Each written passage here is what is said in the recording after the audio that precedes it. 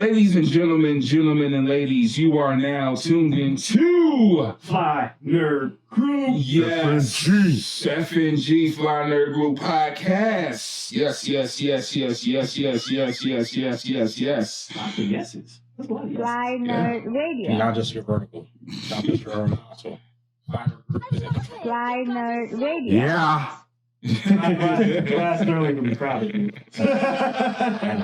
What was that tale from the dark side? I may have confused them. No, I tried to be. Okay. So what's good, guys? It's the podcast. We're back again. It's a new year. 2020. This was, what is it? Four, two twos. Oh, man, from the Four Horsemen style, baby. Four Horsemen style. I like that. Nah, it's attitude era. You got to bring the Four Horsemen now because, this year kicked off with a bang. Bang. Yeah. So wait, before we get started, we got to do the whole traditional. Let me get this out the way because I don't want no copyright. Nah. Fuck that. But it did fit with the orange. You see the Cheetos, you see the Chester Cheetah right there in the mix. You got a young Poison Ivy, and she got her gang. Ooh, she dangerous. Right. So I'm Cosmo Galactus, the shift leader. Pow, in your face. How you doing? What's happening? Coach E Soul Star, aka Sean Moon, always serving fries throughout the galaxy. That's right.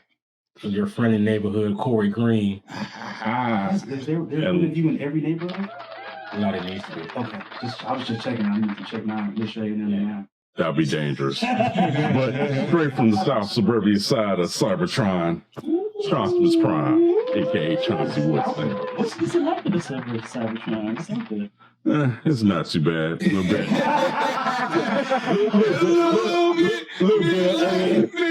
little bit energon drinking here and there.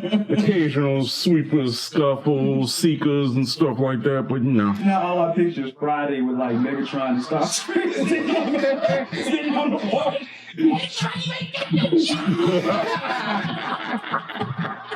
Stop screaming. I'm in the kitchen. You're in the kitchen. Shut up, start screaming. Parker is outside. Oh my goodness. Yeah, man. So we back, man. Fuckers, it's Fly Nerd Group, man. We here. There's a lot to talk about, man. So much crazy shit, man. It's so crazy that they said aliens landed on this planet, man. There's supposed to be some goddamn aliens. It was an alien sighting in Miami. But didn't it turn out to be a paper mache thing? I don't know, did it? Yeah, I think the hoax has been disproven. Oh, really? I don't know if it's made news yet, but it's a lot of things like going around, like people who said, "Oh, guess what? It was fake. It was like a stunt." So I don't know if that's hit the official news yet, but it started to go around social media that it was definitely like, but the panic was real. They was freaking out. So the report was that it was reported that kids was starting to fight in the mall. What? And I actually seen some of the testimonies and stuff. Some people that was in the mall, they said, it sounded like firecrackers was popping and a bunch of commotion from a bunch of kids, and which did happen. But then you see everybody running towards the exit and be like, yo, why y'all running? So, people running, you might want to get up and start running. Right, too. exactly. You don't ask. I was about to say, that's traditional black person reaction. You see somebody run, I'm like, hey, let me go. Yeah, I give them these 4 people. My rule is 4. If 4 people coming, then something's up. Yeah. So people start running, and then they said they saw this big, tall figure, like 9 to 10 feet. Black figure, was walking. They didn't say it had scales or anything. Right. Some people say it was like a glitch or something. It looked glitchy in a way. Like very weird, but you could see the eyes, and it was just a figure walking. And people started running and panicking. And there was some video footage of it, I don't know. It was kind of distance. Yeah, see, that was like the fact that there was not in this day and age with the magnitude that people can zoom in on their phones these days. Right. There was no one out there with either one of the latest Androids or iPhone, even that newest Google phone. That Google phone can take a picture down the block. Yeah. So like, and if news people showing up, or just cameras in general, I felt the footage would have been better. To me, when I looked at the footage, I was like, this is Bigfoot all over. Yeah, it was very blurry. You couldn't really see anything. And even the people were saying, we could have took some shots and stuff, but we was actually scared in the moment. It was like, I don't know. Oh, but people were standing there in the middle of a raging gunfight and video. So, it's, That's kind of iffy, too. Yeah. So, well, that was the report. Aliens in Miami. Ain't no aliens in Chicago. So I was about to say, as Florida ain't nothing more than a crazy cesspool as is of fuckery. Yeah. This here. I still to this day enjoy going back and listening to old love lines, the section that is Germany or Florida. When they say something crazy, did it happen in Germany? Did it happen in Florida? And 90% of the time, Florida. Yeah. Florida. Even the weird sex stuff, I was like, that's gotta be Germany. It's gotta be. Nope, Florida. Damn it, Florida. Like I said, Florida with the fuckery. Yeah. So, speaking of fuckery. Oh. Cat attacks. Catwick. Man, he read like so many books. Man. Catwick. Shots were fired. Catwick. Shots were fired. Catwick. I know everyone is focusing on the joke part, but I got stuck in books. I was like, you read how many books did you read? The Cat Castle. So Katt turned the internet on fire, man. He had the internet going nuts, man. So he was on Shannon Sharp.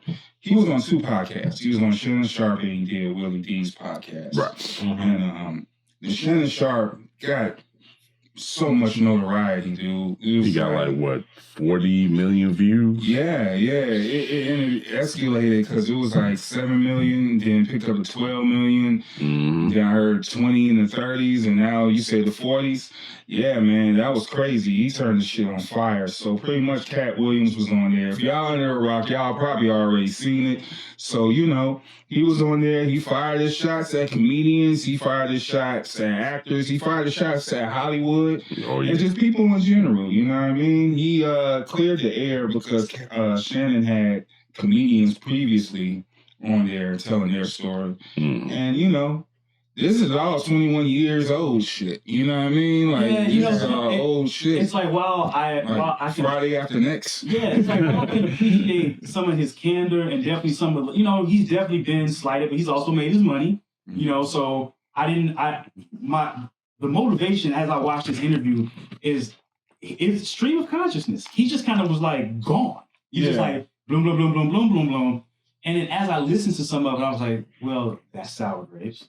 That's a little sour grapey. Like, this is 21 years. Like to hold on to a grudge for 21 years. Well, he said a few things. He said comedians from stealing jokes. Yeah, from stealing jokes. And, even on the MC level. Yeah. If you stole some rhymes or stole the patterns. Now, that stuff I found interesting. Yeah. To me, that was the interesting part. But the whole, when the stuff he was saying about the films he didn't get in or how he felt slighted on those things, I was kind of like, in my head, I'm like, but you went on to have so many successful comedy specials since then, right, that to hold one thing as this thing that's stuck in your craw when you made your money your way overall with these comedy specials. Like, he's never compromised himself in his specials. No. Like, I know I haven't seen all of his specials. Yeah, and this is the thing. He's been saying the same shit since day one. Since those comedy specials, he was saying this shit. He battled Steve Harvey before. That was real thing. You know what I mean? I actually remember that shit. Yeah. I repeat that. And so when I separate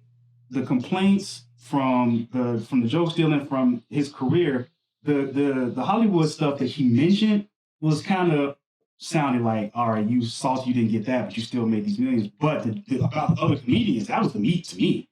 Yeah, the comedians stealing jokes and the beef with, right, and how that whole industry works, and the stuff with Mark Curry and all that stuff. That was just like, wow. Like, if that is, because he fired shots at Cedric the Entertainer, he fired shots at Steve Harvey, Faison, I mean, to be Ricky fair, Smiley, now, What? How do y'all feel about black actors, black men actors wearing dresses in films?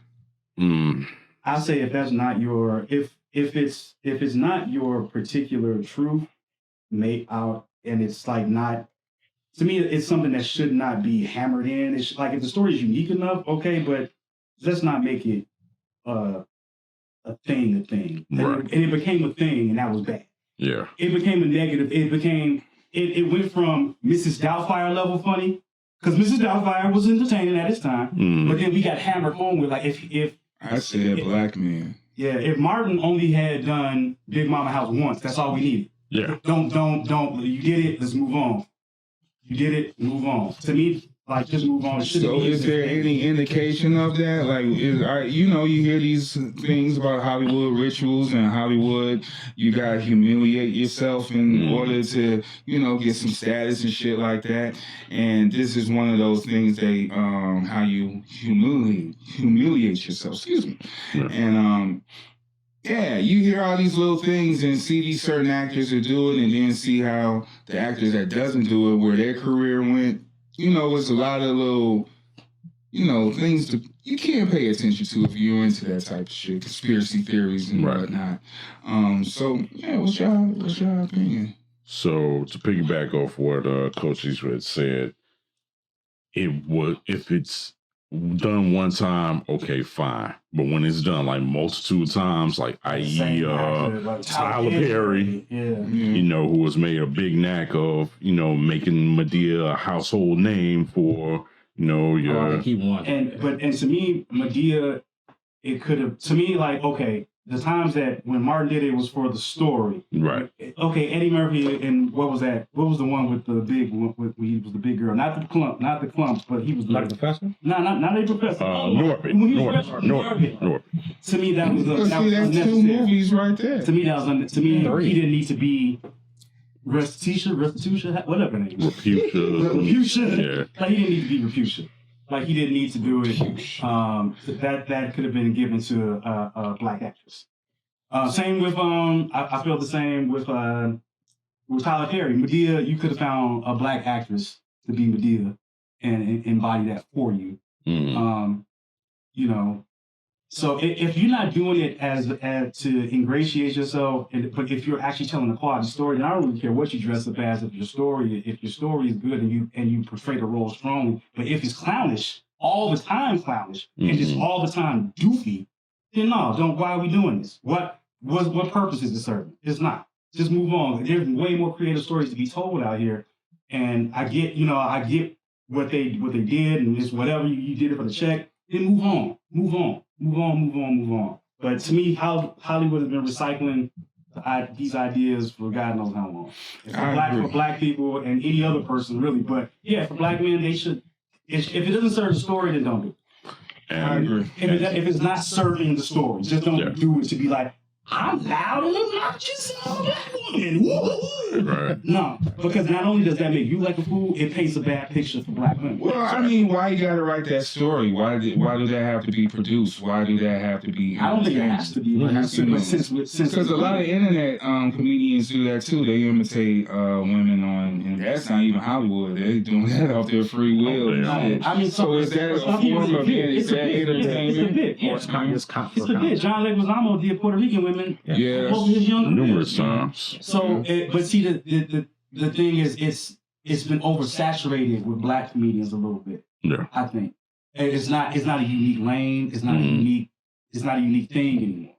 It's kind of it becomes a trope, because either at some point you have to even for the online guys, you're gonna have to commit like you're gonna have to. What are you doing here? Are you selling this, or is you just doing this to be goofy? So what are you doing with all this? If it's not serving the purpose, what are you doing? Corey Green, what you think? Kind of piggyback some of what Kai says, but I have a slightly different perspective. Well, first, let's take it back to Flip Wilson. I still see men Nadine. Geraldine. So, men dressing up as one for comedy. When it's done for comedy, I think it's fine, because we had Flip Wilson do it as Geraldine.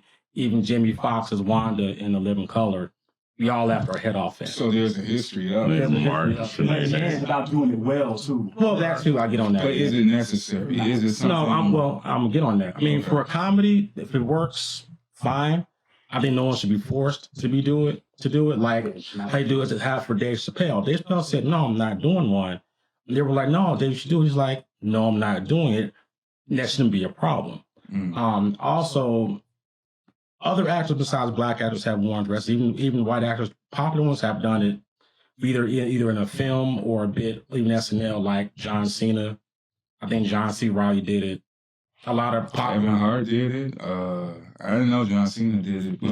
Rock did it also. Rock did it also. Really? Yeah.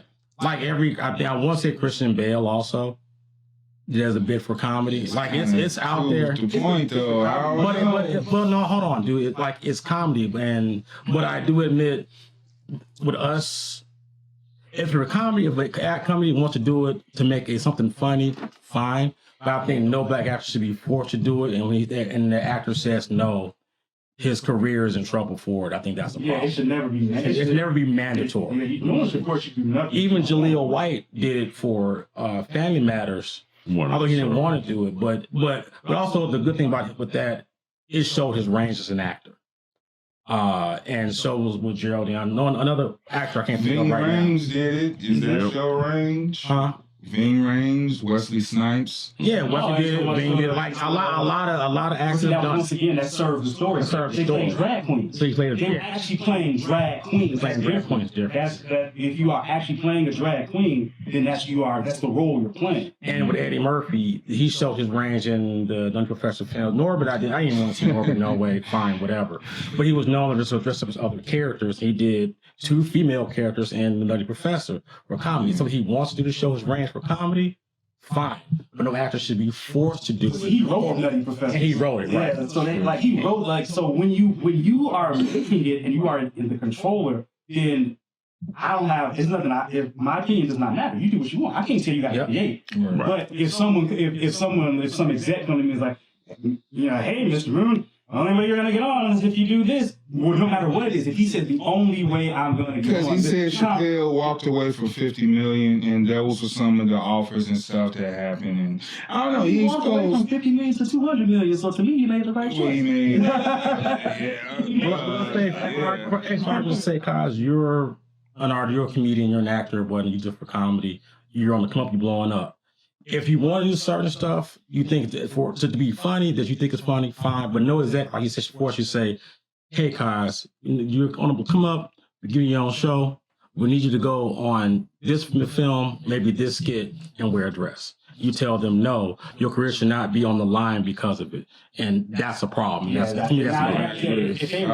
they weigh careers on it, your career should not weigh on you saying yes or no to any particular role, no matter the specification. Right. Be it wear a dress or learn how to fight, whatever the case is. If they say, hey, we got this great Western movie, but you definitely afraid of horses.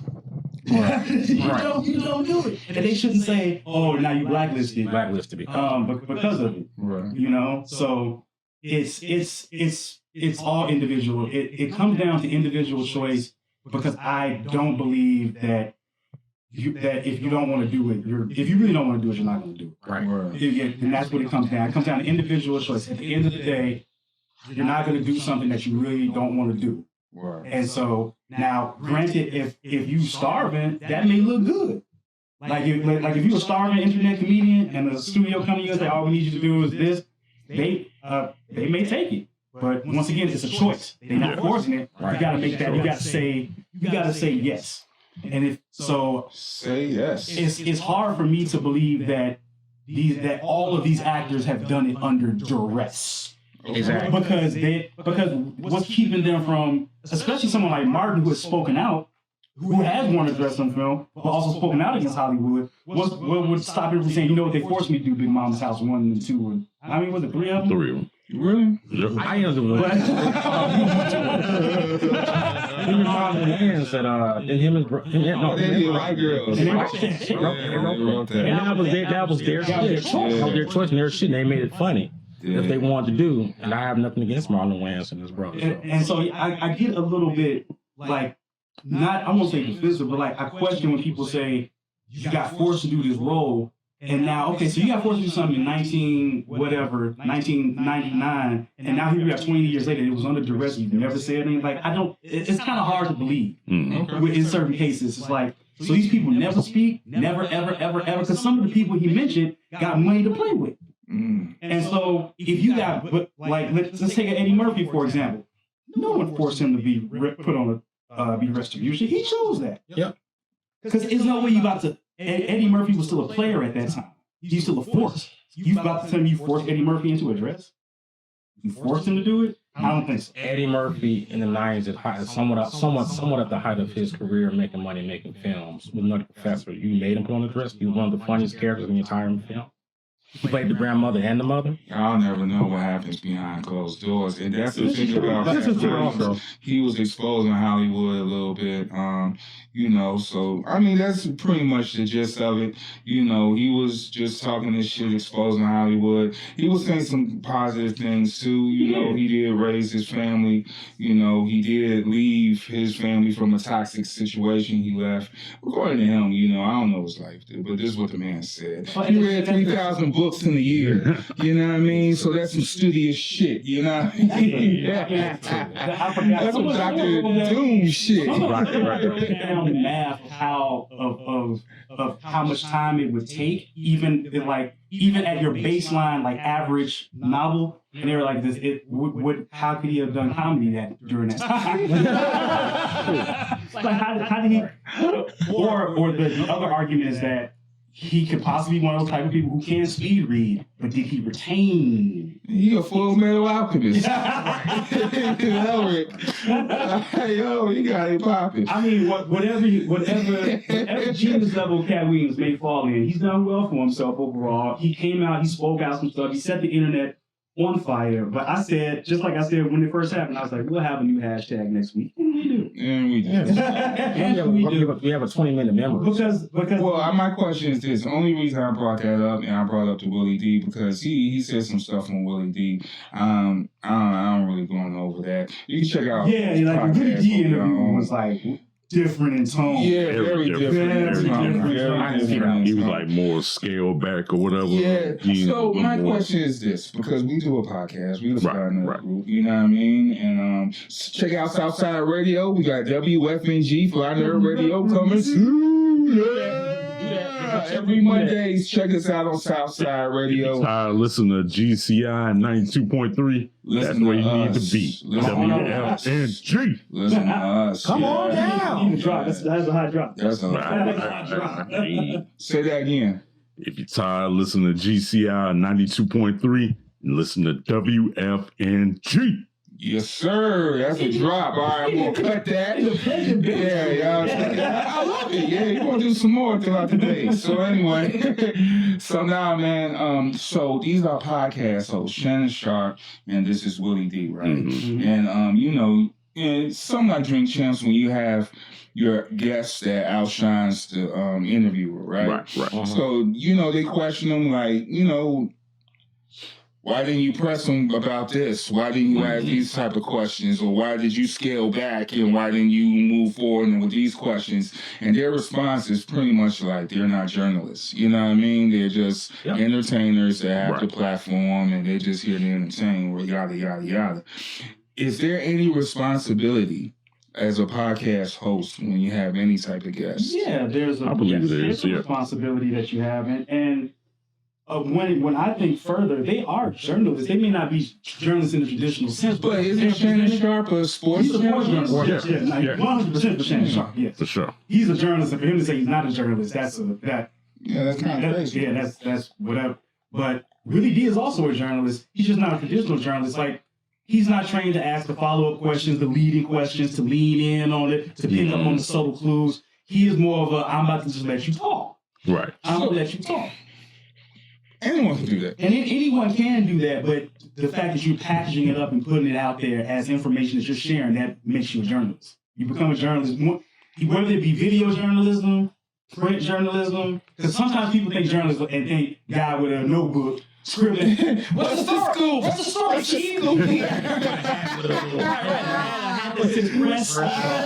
Little scoop. Little scoop. Let's go scoop out on the scene. Did you sleep with that woman? Did you do it? Just went out Fly the scoop. Right. Where's that trapper keeper? Fly the scoop. For real. We need a scoop. But anyway. But yeah, when you decide to package information and put it out there, you become a journalist, major, minor, amateur, good, bad, otherwise. Mm. Even if you put it at, even the Onion has wrote entirely false Editorials, yeah, crazy editorials. They are still journalists. Right. They are still journalists. Satire. But all the jokes, including this, I know we'll probably get into it, maybe not later, but that Jonathan Majors article they wrote was hilarious. I haven't read The one about him leaving Marvel, when he got fired from Marvel, going to DC, it was a complete whole the nerves falling out. And I hope he's a new Black Adam. Hey, that's an option though. Keep that in mind, James Gunn. Y'all in the same camp. It's a common foe. So, Yeah, they're journalists. They just didn't ask any leading questions. He just let him talk, and it seemed it's different in tone. But I actually felt the Willie D interview was a little more intense because I felt he really streamed the consciousness without much interruption. As like on Shannon Sharp, Shannon did ask him like, for real, or interject here and there. What are you talking about? Yeah, That's crazy. Come on, man. Come on, man. Last cigar. Put that yak on. I used to catch footballs. Or like the meme that was gone. Be like, if I give you a cup of this, I want to know everything and everything. So I got all night. So I felt like I felt Katt was more braggadocious with Shannon, but more stream of sharp and a little more like kind of intense on Willie D because he was just allowed to go. He did go on Shannon, don't get me wrong, but Shannon interjected and was it would sometimes interrupt some of the stuff Katt was saying. So is a podcaster responsible for journalism? We are responsible for our journalism. Yeah. That we have to be responsible journalists in terms of how we present, what we present, and we have to be of accord that if we do present it, we all stand behind what we're presenting. It can't be three of us love the story and two of us hate the story and going from there. Like we need to, because this is it represents all of it. Every time this comes up, every time someone click on it, it's all of us. Right. True. So we do have a responsibility, but I don't think you're responsible for what your guest does and does not say. I can't control. Okay, no, I ain't saying that. But some people. Or do you ask the driving questions, or do you rather control the conversation? If it was me, I would have tried to drive it a little more than that because I would feel a responsibility to not let this is just Sean's opinion. I also don't want my guests to go too far into a zone where they mess themselves up as well. Because I'm the type of journalist that weighs both sides into I weigh my side, how my viewers may feel, and what is this person I'm talking to feeling, and will they agree with how I present them afterwards? Because they still, no matter what, they could give me a lot of information. And if they don't like the way I presented it, that's me. They come at me. They're not worried. Because then the public said, look, we saw you on Fly Nerd Group. Blah, blah, blah, blah. Yeah. And then he come back, well, it didn't look like that. I mean, so, when people do fact check and stuff and hit the comments and stuff if you got something wrong. So I think, honestly, there is a level of journalism that we're responsible for when you open up a platform and let someone speak. Do you control the conversation? I say you steer it. It is your car. It is your car. You know what I mean? So you gotta, even if you put on cruise, you just got your man talking. It's cool, but always have your hand on the wheel. You know what I mean? So I think it's important, and I think we gotta take more credibility and accountability to that responsibility of journalism, because if you look at media and stuff, we are considered free media. You know what I mean? So if you look at the other controlled media, we already know, conspiracy theory or not, that they tell the stories that they want to tell you and want you to know. Right. We are here to break free of all of that and give you this information in a very good, entertaining way. I call it edutainment. We'll take it back to KRS. It's edutainment. You know what I mean? So that's what we present. I mean, I look at it like, I don't know how many of y'all paid attention to the whole Jimmy Kimmel, Epstein List? Aaron Rodgers said Jimmy Kimmel was on. Jimmy Kimmel fired back like, he called like straight up like, untrue. Never, and his name is not, Jimmy Kimmel's name is not, was Aaron Rodgers just said that shit. Oh, really? Yeah, he just said it. Oh, you didn't know? Yeah, oh, yeah. Because funny thing, there was on WW Raw, some dude had a sign saying Kimmel on the list. Yeah, because And Aaron they had to Rodgers said take his ass out. They had to take the sign out. Because Aaron Rodgers said, Right on the camera, you know the side. you know, Jimmy Kimmel is a big criticizer of the right-wing Republicans in GOP, which Aaron Rodgers is one. So you got here you got this guy on late night TV blowing the fuck up, basically all shooting bullets at Congress and Trump and you know, I mean Jimmy Kimmel shoots bullets everybody, and ain't no mistake, but you know, but here's this guy speaking out against your guy. Direct shots. Right. But he's taking direct shots. But here's this guy speaking out against your guy. He said, you know what? I know the Epstein List coming out. I'm just going to, because right now, that's how the internet works. You are guilty when your name comes out. Until, like, someone said 5 nerd groups on the list. We be God damn. That damn Corey Green. I knew it all along. Corey Green up in the girl. I got to flip it like it's a speakeasy. Flip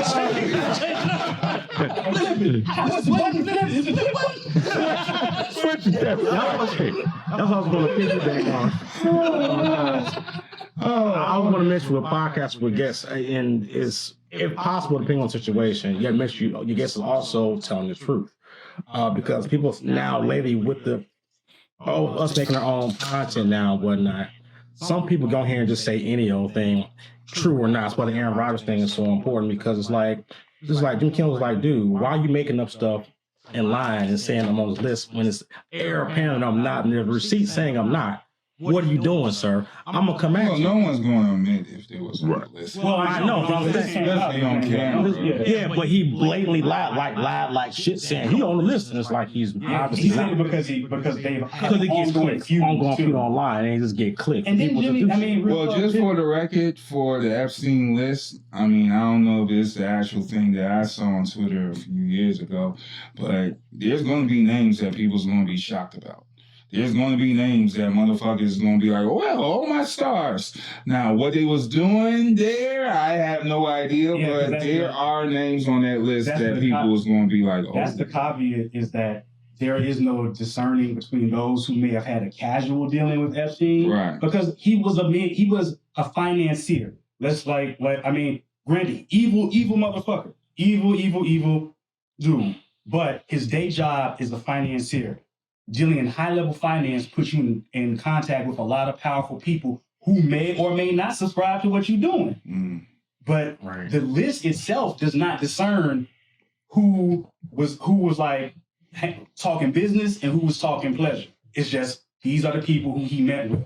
And so it allows the internet to go crazy. Because then all they can say is your name was on the list, whether you did something or not. You may like it was a couple celebrities from the 90s that they had pictures with him because they was at the same event. And so they was like, yeah, I had that picture. I never did anything. I saw him that night at the Oscars. He walked up to me and said, "Can I get a picture?" Oh, we kicked at the Good Burger. He kicked at the Good Burger premiere. I saw him at the premiere of Good Burger, took a photo and went on my way. But right now, that's all someone needs. They be like, I saw you in a picture with so-and-so. Right, and the internet goes crazy, and you're guilty to prove it. Right, and it spread like wildfire. And you always presume. And that's what makes these things dangerous, because everyone wants to see the list, but I believe context is very important. Context is very important because yes, once again, I do not discount how evil and how wrong and how effed up all that shit he did is. But he was a financier. His legit day job was high-level finance, dealing with rich people, celebrities, and nobodies all at the same time. So the list needs to putting the list out there in full is going to get some people who deserve to be in trouble, and some people who don't deserve to be in trouble. Because once again, you're just your casual, what's up? It means people were still doing that with Mike Jackson. Oh, look, using that picture of Mike Jackson. But you saying that, but this list is specifically talk about people who took trips to the island. Oh, ain't no accidentally pictures and we was in the party, we was just rubbing elbows. Nah, man, it's about the list about people who went there and whatever was conducted there, whatever evil doings was there, were they a part of that shit or were they there for business or entertainment or whatever the purpose may be.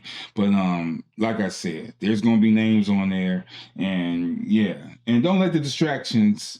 All of this is distractions. Don't let the distractions fully. I mean, I could care less get about you. this overall. Huh? You know what I mean? Like, for real.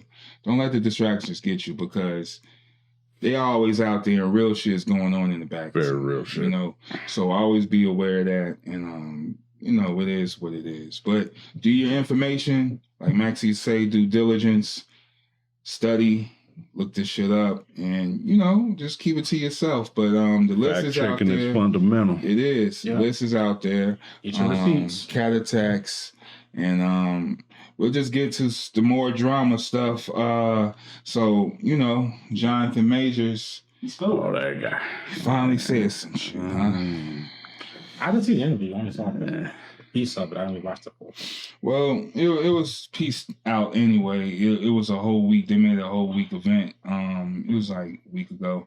So it was an interview on Good Morning America, ABC. They segmented this in segments. So it was like first segment on Monday, and then they dropped the other half by the end of the week. Okay. Pretty much Jonathan Majors was on there. And, well, first let me say this. People were saying like, yo, this looks staged, this look fake and all this stuff. Hey, man, this is what PR do. So he hired, this is a PR move, so you go on your apology tour or whatever, because think about it. Good Morning America is ABC, the station, right? Yep. ABC is owned by what? Disney. Yeah, I mean, it's the spin. It's a Hollywood, he got in trouble, Hollywood spin. They'll try and make whatever they can out of it, and and then move on. To me, people have already moved on from it already. Yeah. Because you turn on the waterworks, you say your stuff. He didn't do it. He say his point, his case. We don't have to get into details. Y'all check that out for yourselves. Yep. But it is what it is. My question is, do you guys? Because let's think about it. This is filmmaking, right? Movie already planned, right? You have your actor. We already seen him in Kang as all the variants. Right. So that means all the costumes been fitted for and the custom for and paid for. And if you recast, then you're gonna have to scrap that, recostume this new person, or even go to another person, another character. Let's say Doom or something. Now I gotta make Doom and shit. Money is already invested in this guy. Mm-hmm. Do you think is a possible, since there are setting this PR thing up? I think that his time as Kang is up, but I don't think he's out of the. But this is an Avengers movie. There's already money invested in the Avengers movie. I still think I don't think you let him go as Kang and then backpedal. That does no one any favors.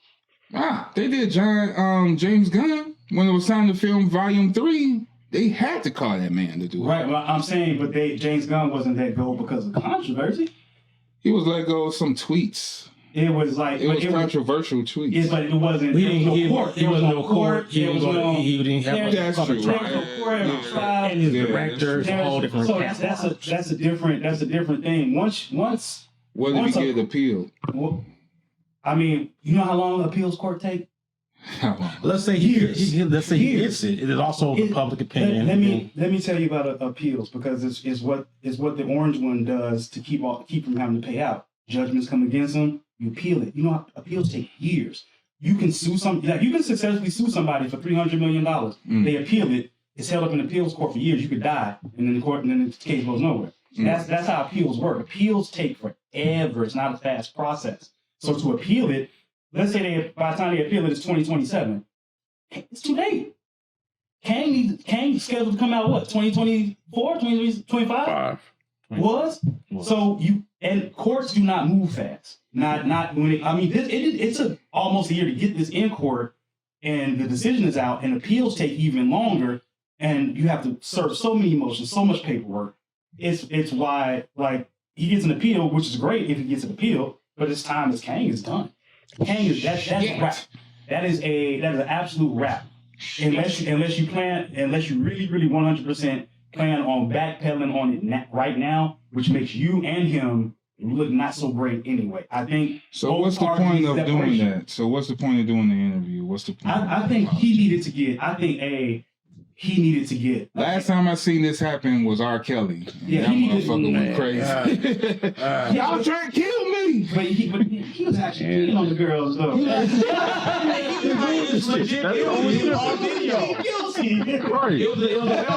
In Chicago, what he was doing. Yeah. A well-known 30-something-year-old secret. Yeah. I saw him outside of Kenwood my damn self. All right.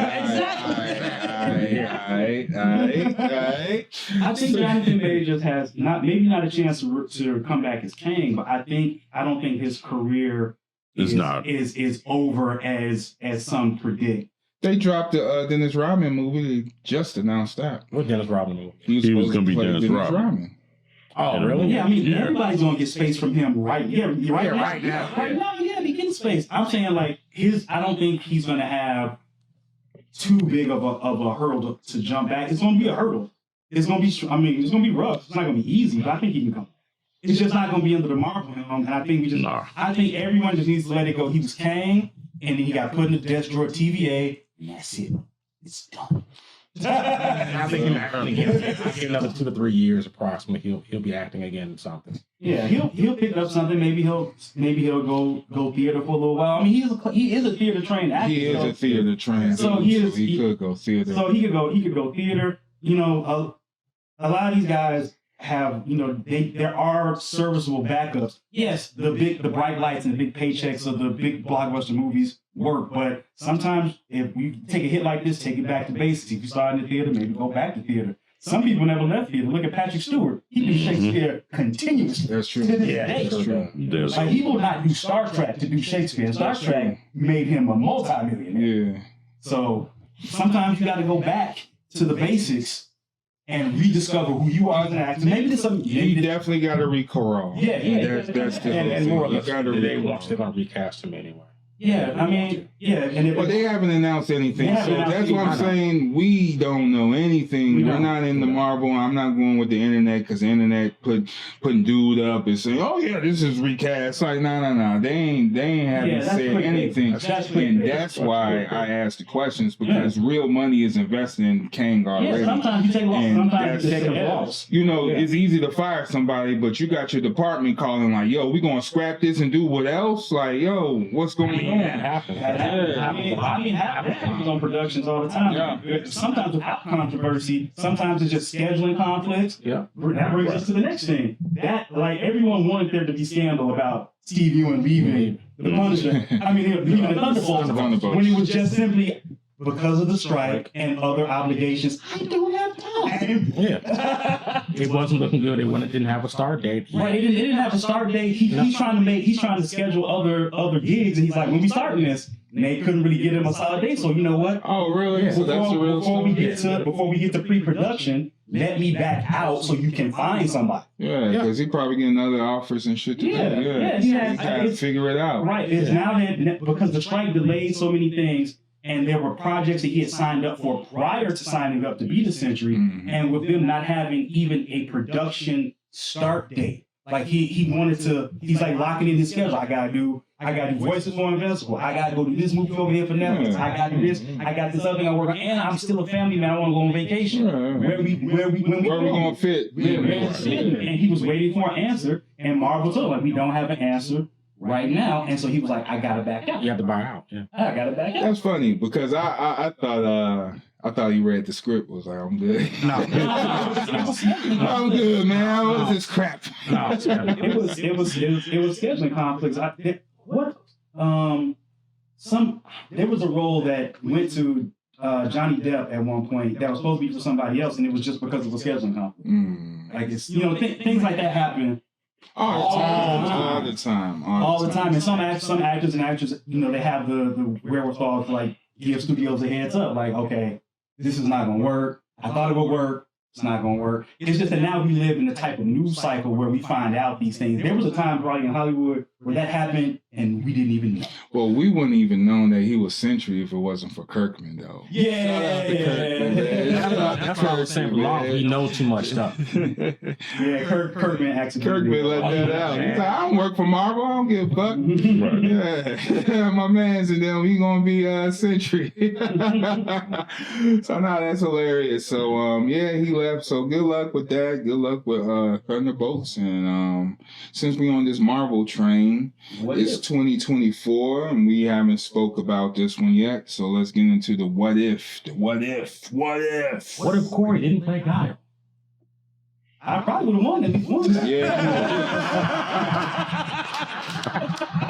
Yeah, that was a good one.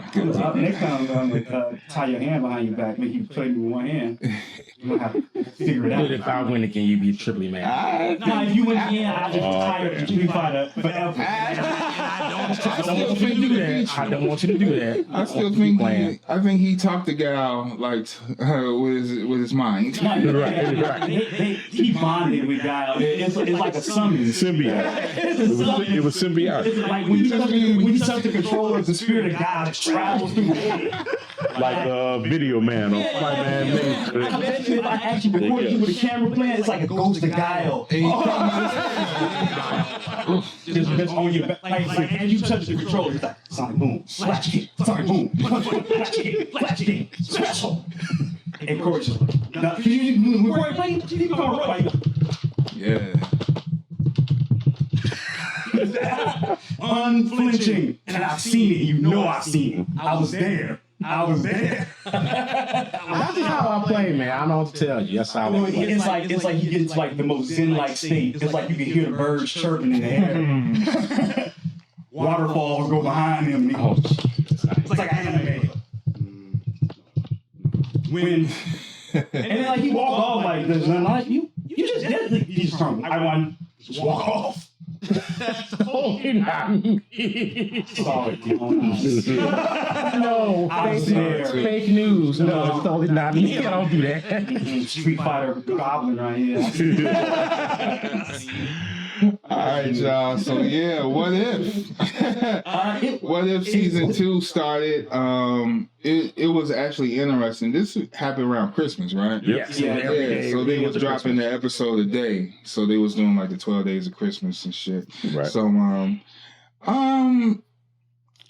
I guess I'll go first because I liked it and I disliked it.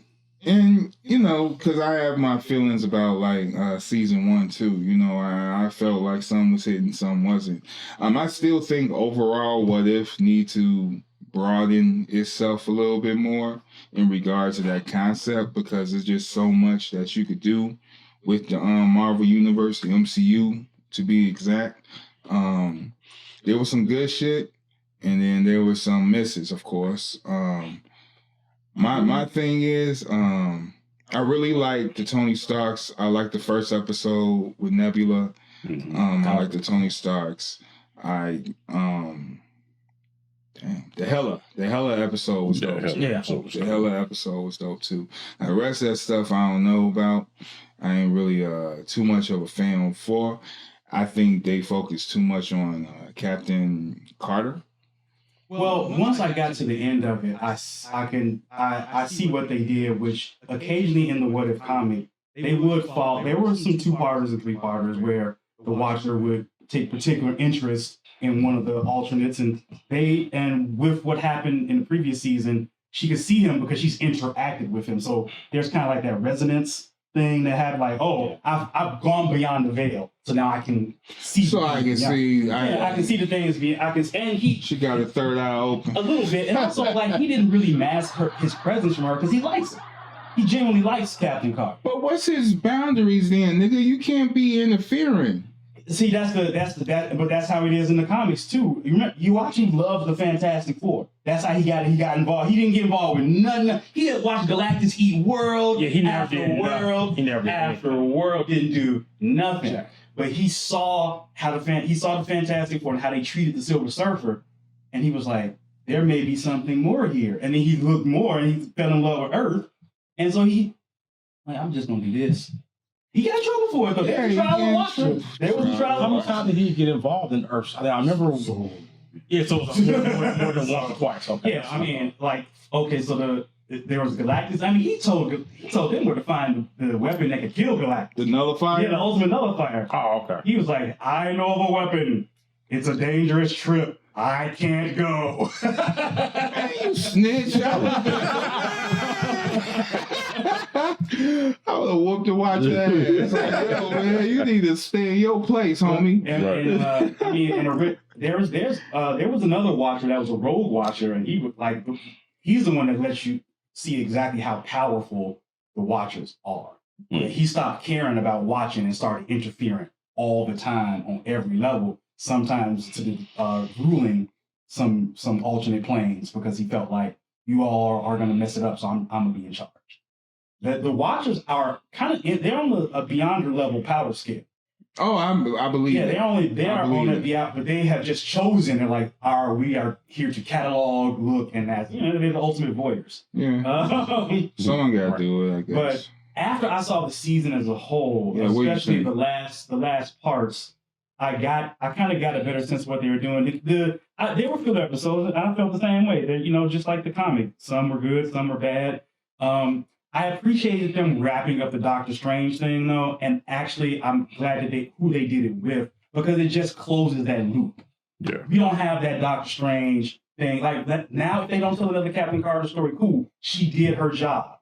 She closed that circle because she was there with him when they did that thing against Ultron, and now I knew when he showed up, I was like, yeah, this is all bad. Yeah. When I knew that he wasn't there for anything but what he wanted. Because that's a Stephen Strange that just doesn't learn. He didn't learn. He was so stuck on bringing Christine back, so stuck on resurrecting his world that he had become blinded. And also, I mean, the number of demons rattling around in his skull at that point, man, yeah. Him going crazy was inevitable. Actually, the isolation probably made it worse. He was isolating the crystal with nothing but his own thoughts. And demons. What do you do with that? Like, you go nuts. He just came out of nowhere. Yeah, because he broke out of his little crystal prison, and he was collecting all these people, and it all came apart. But because he went nuts, he went crazy. Okay. He went crazy, and the Watcher put Captain Carter in a position to eventually get. It's one of those things where I'm not going to tell you exactly where to go, but I'm gonna. Because that's what he hooked her up with the whole shebang, man. Yeah, I mean, he had every weapon in the MCU. Well, because of where remember he had Doctor Strange had all those in there, all those weapons on hand from all the people he took. So Uatu didn't give them to her. Strange already had them on hand. She just went and got them. So she's honorable to have Thor hammer and Hela's helmet and if at that point, gauntlet and at that point. That's ultra power. You don't have to. Is she a god? You don't have to. Well, she didn't. She powered him through the suit. But she didn't keep him. She powered him through the suit. She didn't keep him. She let all that stuff go. She walked away from all of that. That's what makes you worthy. The fact to not want you have to not want the power to get the power. That's part of the thing. She wanted the power, but if she wanted it, then she could have kept it. She couldn't fight that nigga by herself. Well, I'm saying, but she couldn't have fought him. She got the power to fight him. But I'm saying she needed the power for a purpose, and after the purpose, she let it go. She let it go. She didn't keep it. What makes you worthy is not one. It's like I use the power for the greater good. If you be worthy, you will be hammer or Thor. There was no malice in the heart. There was no selfish bone in her body. How many times have we seen Captain Carter throw herself in harm's way for somebody else? That's how you become worthy. That makes you worthy. That's why Captain America himself was worthy to pick up the hammer. Of course. So, those are the things. She had all those same qualities that make you worthy. And so that's just what it is. Okay. Like, sometimes it happens, and sometimes there is no explanation. You getting put in a situation, and here's this powerful thing in comics all the time. Kyle Rayner got the Green Lantern ring in an alley. In an alley. And he got it because the Guardian that came there couldn't go any further. Like, here I am, here you are, here's this. Hey, dog. Hey, dog. Hey, dog. He knew nothing about Kyle Rayner. There was no traditional screening of like, can he overcome great fear? Yeah. He was in an alley coming from his dead-end job. Alien God crash lands, hands him a power ring, says, "Go to it." Pretty much. Word. Sometimes that's how it happens. Sometimes you just in the situation. So what you guys think of What If? For me, What If, for the most part, I was 50-50 on it. Some of the episodes I dug, like I dug the Nebula episode, the Hell episode. Tony on Scar was probably my favorite. The 80s Avengers episode was cool. Jeff Goldblum was great. Oh, Jeff Goldblum. He was just Jeff Goldblum. Yeah, Jeff Goldblum. Yeah. So those are probably like my main favorites. Some of the other stuff was filler. The stuff was strange. I kind of predicted where it was going to go, kind of what Coaches was saying too. And then it's just like, do I care? I didn't really, but it's just like, we're here, so let's see how it ends.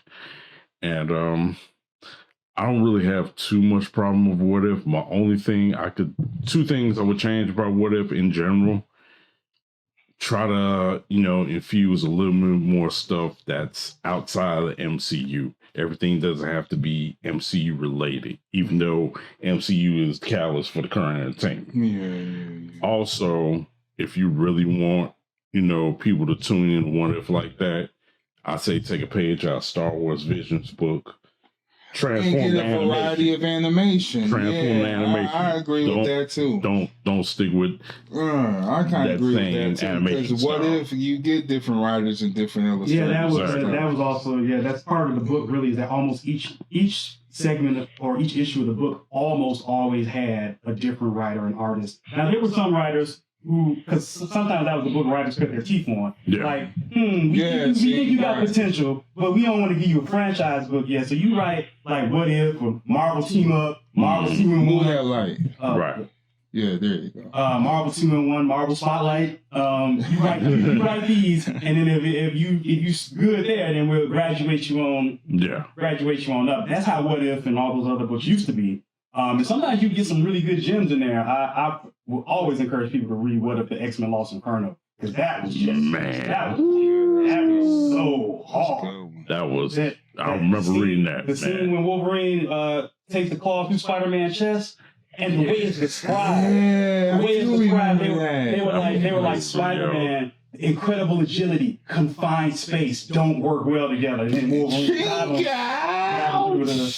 and then the scene when the torch melted all the skin off Wolverine. Yeah, like it was. I remember that, man. Goodness. See, these are stories, and that's what I'm saying. It's like you could take it to that point where you could do that type of shit, and it's legit. You know what I mean? And I agree with you, Chauncey. I do appreciate the MCU look, but even so, there's even more characters in the MCU than the Avengers and Guardians of the Galaxy mixed. Yeah, that I agree. I think they haven't even played in their own they haven't even played in the MCU sandbox enough, because to me, the Eternal they could have done some Eternal stuff. Yeah. To kind of like, okay, yeah, the movie bombed, we get it, but here's a chance redemption. Here's a little redemption. Maybe even make these characters more interesting to set up to bring them back. Yeah. Even if they're not in this What If form, like, hey, I really like that Star Fox guy, whoever, somebody Icarus guy. Let's bring him. Let's use him again. Or the Speedsters. Or Makari. Yeah. Let's do more Hephaestus. Any of them. And I gave them points for doing the TikTok before. I had said they hadn't done Shang-Chi, but then they did the Ten Rings, so they corrected me on that one. But they can expand in their own. There's Moon Knight, She-Hulk, Deadpool just included. Yeah. These guys could break the fourth wall. Daredevil. To me, you could have done a little Daredevil to like even advance your Echo thing. Yeah. Just a little like, we know how promotion work. Yeah. Or since the Netflix Marvel stuff is canon now, you Could throw in someone Luke Cage. Could throw in someone Iron Fist or Jessica I think Jones. because now they actually said now officially it is. Yeah, they hadn't said it prior to what if like they're doing it now. Now they did because they just dropped this new project called Echo. Well, Oh, I didn't just talk about what if. Yes. You know what if? Go ahead. So what if? I'm sorry. Well, unpopular opinion, I actually do like, probably not in the minority, I do like that what if takes place primarily in the MCU. It gives people a point of reference who may not be long-time comic book fans like ourselves who know this lore in and out. That's just me though. But I do agree with like both you guys about them expanding, even YouTube guys about doing, maybe Chauncey said doing an anthology with different animation. And going to season 3 and using other characters like Moon Knight and Daredevil, Colleen Wing, or more characters from Shang-Chi. The first season, I liked a few episodes here and there. Other episodes I did not like Party Thor. I feel like season 2 was a much better put together season. If I had to judge it on completeness, I agree with you there. That season 2 feels more complete. It feels more complete. Yeah. I agree.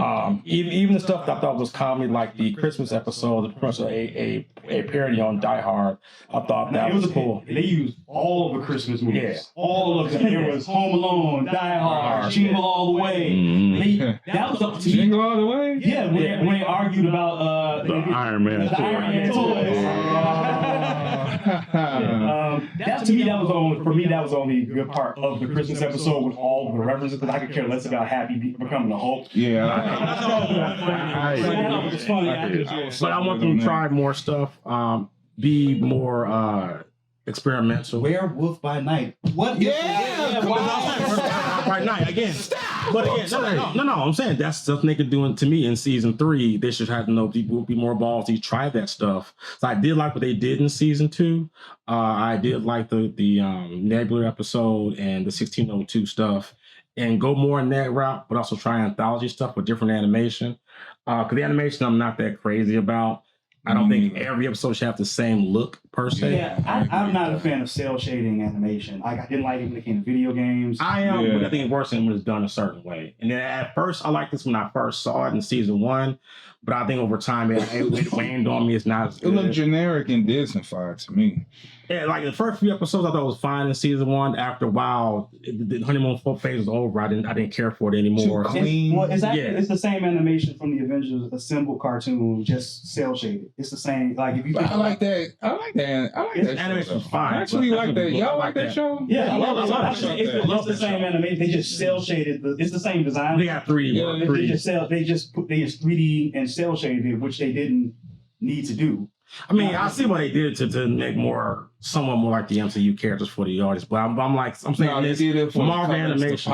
For the colors, that too. And for the 360 camera angles. Yeah, I know, but I'm saying try to be a little more ballsy with the animation because I think one thing Marvel does suffer at these past few decades or so is animation. Animation. No. Balls. Animation has even before the Disney acquisition. Marvel, they weren't that bad, but they're far behind where Warner Bros. Is in animation. Yeah, and Warner Brothers definitely trumps them on the animation. Y'all should be ashamed because your plug is right there. It's Disney, dude. You got the animation right there. Well, they do things a certain way, and even that's why I hate. Y'all better switch it up. I know, but hear me out. I know, but hear me out. Hear me out. I think Marvel's been lacking in that animation department, but they excel in the movie stuff, and that's where Warner Brothers gets really experimental with their animation stuff. They can get away without thinking Marvel. Same shit for X-Men 97. Watch. What do you mean? I'm looking forward to it. Sorry, that's my show. X-Men. This is the day. This is the day. So why not X-Men? It's not those days.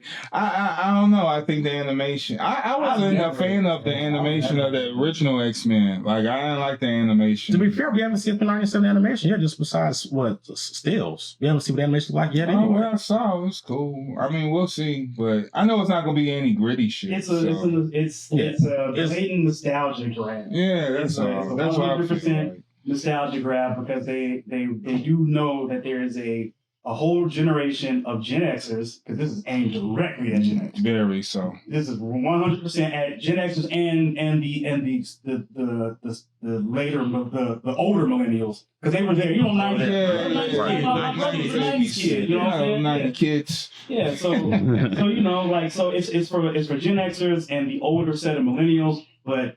After that, I don't know. Like, I can appreciate why they're doing it, but is the nostalgia grab going to be big enough to warrant?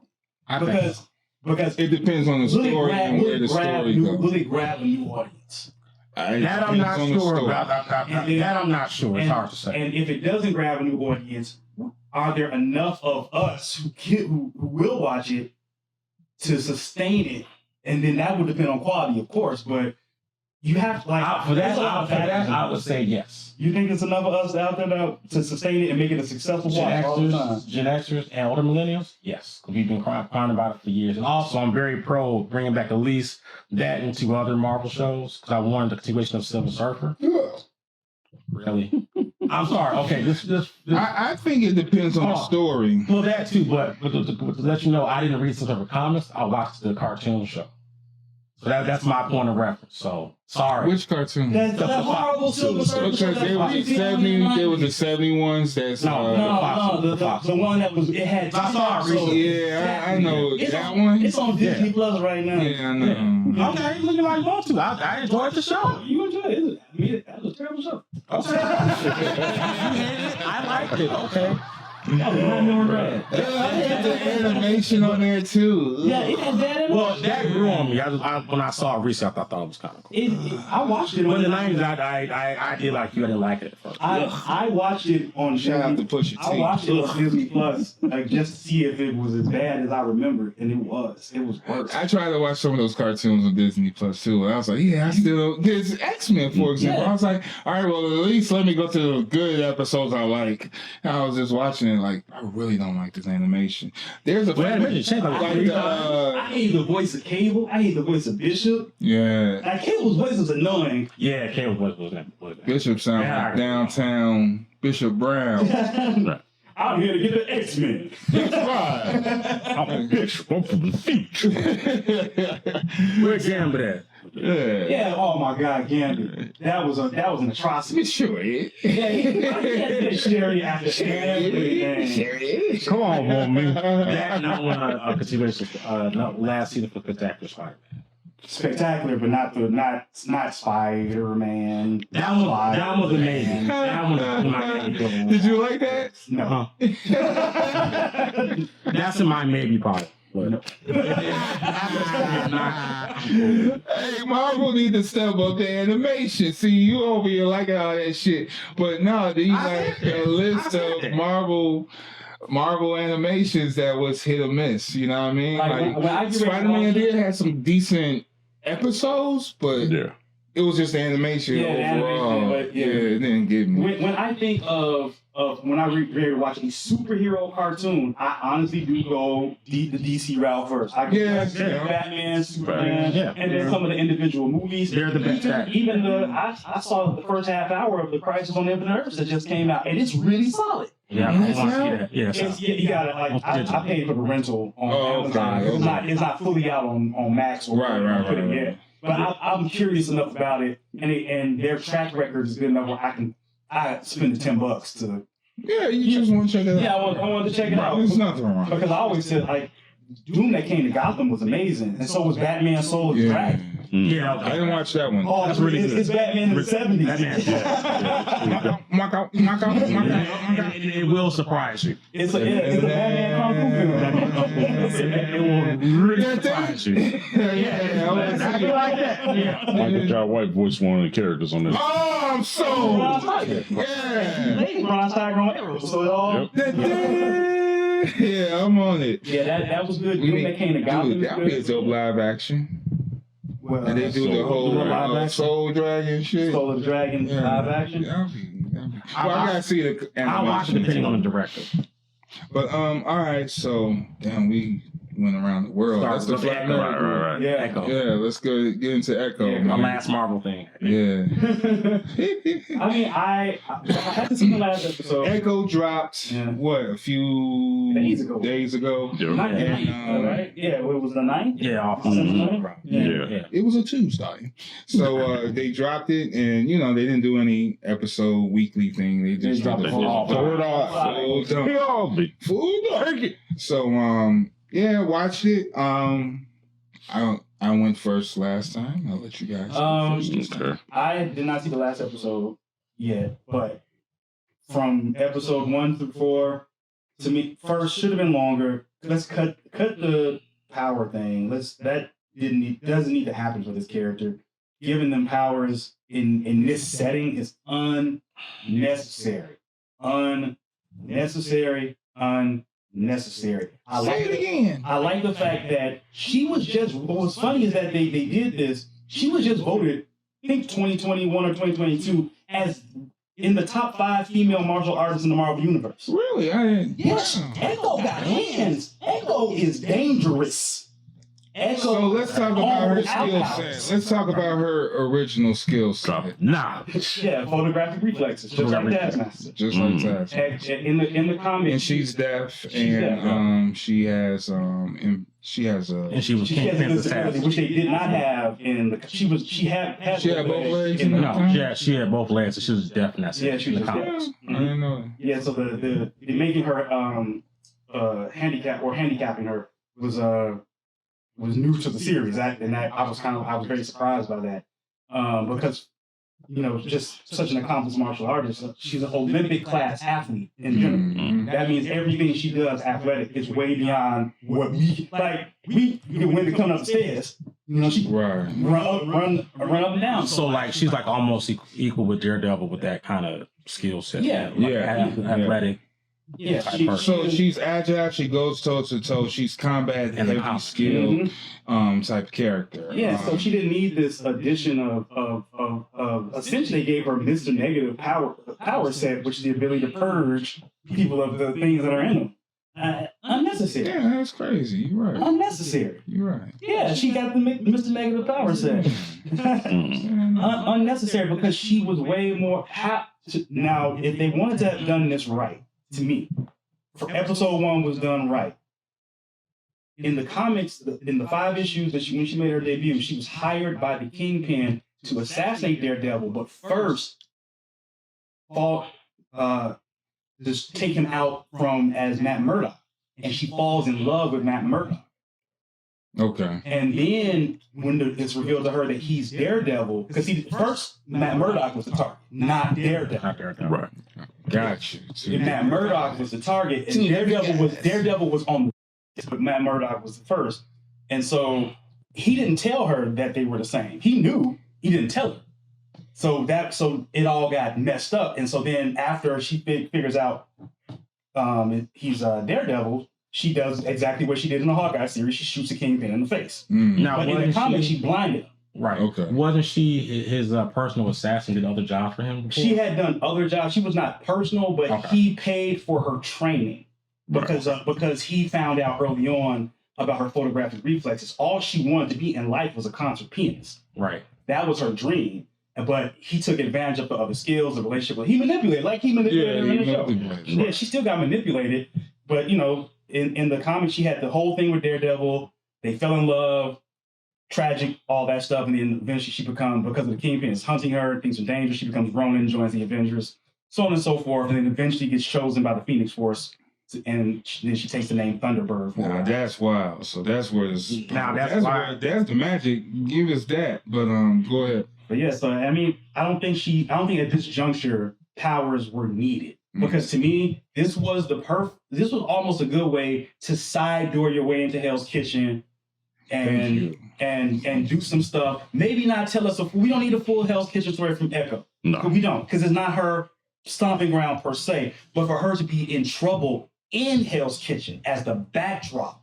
Because Daredevil protects Hell's Kitchen, but other shit goes down. Right, so she's in New York. I think keeping her in New York should have been key. Or at least doing the whole thing, go out, as most comic book characters do. I get hurt, go to the country, get healed up, come back. Because they also kind of gave her the Daredevil Reborn story, which is Matt Murdock got effed up in New York, went out to the country, got into some trouble in the country, and then comes back to New York. It's the same trope. It's the same trope, and that's where the potential of Echo falls off the rails, because the introduction of Powers, not necessary. This was your time to really make New York the character that it should be in the Marvel universe. Because that's actually what's really missing from all the Marvel movies is New York as a character. I got you. While things have been staged in New York, Avengers had the battle for New York. And New York has been a stage. But you think about Marvel Comics history overall, New York is as big a character as Spider-Man. Oh, yeah. New York is like, and so this was your time to show us this New York. Bleecker Street, you got what's the thing? Yancey Street. Yancey Street. Like this was your chance to show us New York as a character with Echo as our guide through these mean streets, because she's been in New York all this time now, so she knows the city.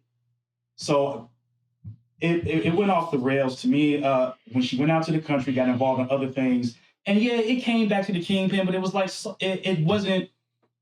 it wasn't enough, and the powers are unnecessary. Okay, so what do you think, Corey? I think as far as the New York character stuff goes, I think that should be covered in their street level stuff and Spider-Man. She's street level. No, let me finish. And I agree. I think the power, well, like we talked in the car, my background with this character, I only read the Marvel Knights run when she first appeared in Daredevil and the Kevin Smith run. That's the only thing I know about her, and that's it. Bendis David Mack. Oh, sorry, Bendis David Mack. Yeah, sorry. Kevin Smith had that point. Yeah, that's right. He had left. So that's my only knowledge of her anyway. So when she got the powers, I was a little thrown off too. I feel like the powers maybe was a little unnecessary. I don't know what kind of story they're going to tell going forward with it, because my expectation was this is going to be all the street level stuff with the Marvel characters. And now we have this more power stuff. It's like, okay, so now what? Overall, I think the show was okay. But I kind of believe going forward with Daredevil probably Born Again, maybe whatever they do with Spider-Man and with other street level stuff like with Luke Cage or Jessica Jones coming back, whoever, maybe Punisher, that's going to be all the New York stuff, I hope, but I'm not getting my hopes up. But overall, the Echo was kind of okay. But the power thing, I agree, was unnecessary. Okay. And you, Chance Smith? So basically, when I saw like the first couple episodes, I was hyped up because with some of the fight scenes that was happening in this, it brought me back to the Netflix Marvel stuff. Everything that we seen from Daredevil, Punisher, Luke Cage, etc.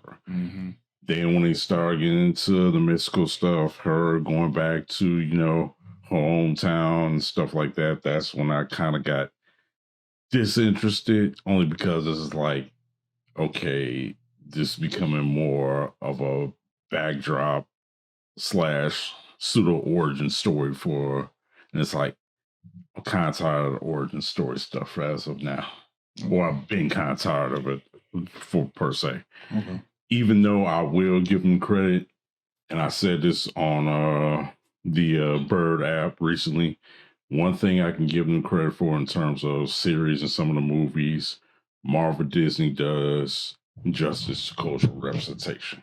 We got that with Black Panther. We got that with Shang-Chi. We got that with Miss Marvel, and now we got it with this because the cultural representation of indigenous, Corey, what have you. It was great. It was wonderful. It was nice to see. But again, it kind of overtook the overall emphasis of the story. Well, I will say one other positive thing, though, and definitely no shade whatsoever to Chicago's own, the late great Michael Clark Duncan. Vincent D'Onofrio as Kingpin. He's the Kingpin. You look at him right now and you see Wilson Fisk. Thanks for reminding me. He does a great job as Kingpin. Vincent D'Onofrio is hands down the Kingpin. I want him to stay in that role. I don't know if you like. I've followed him since Law and Order, so I know he has a troubled. He has a troubled history. His he has some mental issues that he has had to deal with, and I know his weight has actually been an actual problem in his life. So I'm hoping that the weight that he's put on to play Kingpin is healthy for him, and he's healthy because once again, as someone who is a fan of this particular actor, you know, I want him to be able to stay in his role. I know he said he loves it. Yeah. But you know, like I said, I know knowing his life history a little bit, I want him to be, all right, dude, like you're putting on a lot of weight to play this role. I hope you also taking care of yourself with that, because that's got to be, casting Kingpin has got to be hard. Oh yeah, he's physically imposing, but not muscular. Right, He is he's a big, and it's not a muscle suit format. He's just a big guy. He's a like big Michael guy. Clark Duncan physically was perfect. You know what I mean? Because he had the right amount of mass.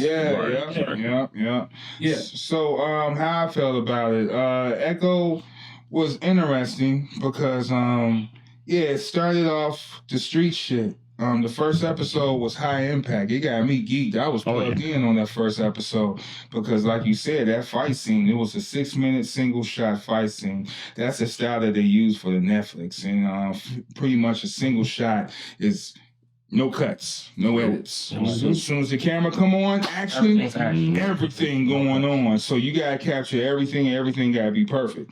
You know, because you got bottles breaking, a whole bunch of props and stuff like that. You know, they had the cup skin shot. You know, people shooting and ducking and dodging. I even like the setup when the guys, when they broke in to bust in the warehouse and just start getting in. It was very unorthodox. That was unorthodox as fuck, man. And it was wild. And this is this type of stuff that Marvel, I encourage Marvel to do because it's the edgy shit that I asked for, man. It's like, yo, let's get gritty and grimy, bro. Like, let's shoot. That's a project. That's a fun shit to do. That's actually fun as a filmmaker. You shoot scenes like that. Oh, yeah, you will love to be on that set because the shit is amazing just to see how people choreograph this whole scene together. And it's beautiful. Just like any choreographed dance scene or anything else. There's a fight scene, it's a dance. It's a dance, yeah. Oh, yeah. It's a dance. So, you know, to see this, and then we get the appearance of the guy that we all... Freaking Daredevil. Oh, my God. The baton was perfect. Dude, it's like Frank Miller out the page, Daredevil. He had the pose and everything. He came in, and boy, he was saying, yo, all right, so who the fuck are y'all motherfuckers? I was scoping this shit out and y'all came, fucked it up. All right, so what's up? Who want the hands? Who want the hands? And he gave them out. He dished it out effortlessly. And Echo, she had to go to that old greeting moment, you know? And it was dope because, you know, the hand-to-hand, he blocking her with the batons. He flipping it like, yo, this is a test. You can tell his swag like, yo, I'm just fucking around with you. You know what I mean? But I'm here, though, and I'm about to check your ass. Dude, so dude rush in, tackle Daredevil. She runs through the gate to get the gun. Before you know it, this motherfucker's flipping over the gate right there and there, like fighting your ass, dude. Instantly, dude. And that's what I'm saying. So this is the comic book. Yeah. That was it's a little extended from the Netflix because I think the Netflix really got me, dude. I really love Daredevil. I really love Charlie Cox playing as Daredevil. So like I love, like you said, Kingpin. So the upside of the MCU is we get the comic book version. Like we get the comic accurate skill level. He dodging her with the dodges. Right. I'm like, my nigga, what we doing? My nigga, he boom, boom. Going through the shelf, he flipping through a shelf. It looked like a splash page. Oh, yeah. Like live on camera. Yeah, the dive through the shelf was amazing. Yeah, the dive, dude. So I'll break that scene down because that's good filmmaking. You know what I mean? So, that shit was dope. There was other action scenes I liked too when they was in the bowling alley. I didn't like that episode, the skating ring. And they was slamming her in pinball machines and shit. That was pretty dope. I really liked that. And she used the whip from one of the. I'm mad she gave one cat a German suplex right through the pinball machine. Oh yeah. I was like, what? So her skill level, I don't know. You know, I actually prefer the street level shit as well. And I only say this because it was marketed as TVMA. It's going to be they use all the clips from the old Netflix and Kingpin smashing dude head with the car and shit like that, so they really pushed it. Now, when it came to the heritage thing, no disrespect, I did admire that. It was good filmmaking as well. Even some of the sign language scenes was pretty dope, how they was communicating on time. And just to interject there, when they did the cultural thing, how they could have kept a street tied into culture was having her learn a traditional Native American fighting style, that's what I was and then headed back. Yeah, with that's that what I was skill going set. to get into. That would have been dope if they went through the training of the different fighting techniques. I've seen the last of it. I think the healing thing, and it was just an offset for that type of character. Yeah. You know what I mean? And it's a different contrast, And I see what you're trying to do. I get character evolution, but we didn't have no time with that. Yeah, it was only 5 episodes. Yeah, it was only 5 episodes. Yeah, like 8 or 9. So 10 episodes, maybe we could have gotten there in a way that made a good sense. progression. Yeah, a good solid progression. I think the last episode was rushy and it was just like, all right, let's get to the point of this and let's abandon all the other stuff. Now, to the point of Kingpin, I think he was genius. I think Kingpin definitely carried the show for me. I mean, god damn it, they shot the interpreter. When you kill the interpreter, that means you on some gangster shit. They on the table. Yeah, you know too much. We gotta pop your ass. There's the plastic, wrap her up. It was over. I think his depiction of being that emotional little boy in this big body and crying for help and all of that, that emotion still reflects from Netflix. And he's very complex. So it's not like he didn't care for Maya. Like he really did. And my question is, what happened to Vanessa? We don't know. What'd you say about Vanessa? No. Like the way he's talking is like, give me some cheese. Larry the cheese. Because make an omelet. At the end of Daredevil season 3, he told Matt, I'll go after your friends or whatnot. Say you do go after Vanessa and make sure she goes to jail. So Vanessa will be sent overseas. So Kingpin was that laid low. Now he's back on the scene. My question is, what happened to Vanessa? So it sounds like they're once again following the comic. He actually sent her overseas for a long time. Right. I think she had left, and even in season 3, there was like she was going overseas. Well, technically on TV shows, that's just a good way to write out. We don't need what I'm getting at is actually like how I guess he seemed like really lonely. What happened to Vanessa? So I guess Maya's the only person he cares about that's left in this world. Well, that's what we don't know. Yeah, it was just the tip of the iceberg for Kingpin. And I think this particular chapter, this is the MCU, so this is not the full Netflix thing. Well, even though it is, but this is their story now. Right. We're gonna probably get into that. And we'll probably know more in Daredevil once more that hit. Now I hope Daredevil just don't give him any magical powers. He ain't magically just keep up the up and ups with his skill set. One more thing to interject on when it comes to Kingpin and Vince D'Onofrio. The scene where he had to grab Maya from when she crashed the motorcycle. And all the cops around her. Oh, yes, sir. Yes, sir. He just walked through. Just like half of them, you part of the Red Sea. You even had a couple on sidelines like, this motherfucker right here. Right. But that's the pin. That's how he rolling. That's how I love. That's fist. When he come through, it's the boss level. And that's the thing about him. He's charming, he's elegant, but still fucking crazy, brutal, violent, and insecure. Oh yeah. All of these levels, that's the complexity, because there's so many layers, and that's good for an actor to have characters like this and indulge into these layers because it's just so much to play with, man. Oh yeah, very so many shades. So yeah, moving forward, it's good. Check it out. There's some good things about it. It's a Marvel thing, Disney Marvel, and when we say Disney Marvel, I hear other people saying this shit too. It's definitely like, Disney Marvel. I really wish it was just Marvel, but it's Disney Marvel, and you gotta understand that partnership and that type of story is gonna be relatable. I hope with the TVMA. Grimy is a good E for effort, but TVMA, let's get to it. Let's get to the grimy. Let's get to the grimy. Let's go. You got Wolverine coming too, man. Let's get to the grimy. You got Deadpool 3 coming too, man. Let's get to the grimy. Let's get to the grimy. Don't be scared. Don't be scared. Don't be scared. Castle coming back. You I'm gonna turn it. Werewolf by Night. Werewolf by Night was tight. Oh yeah. Yeah. I'm gonna turn it into a drinking game. Take a shot every time Kyle say grimy. Grimy. Shots got grimy. God dang. Be drunk before the end of the night. Get to the grimy, man. I love the grimy. So nah, man. So speaking of grimy,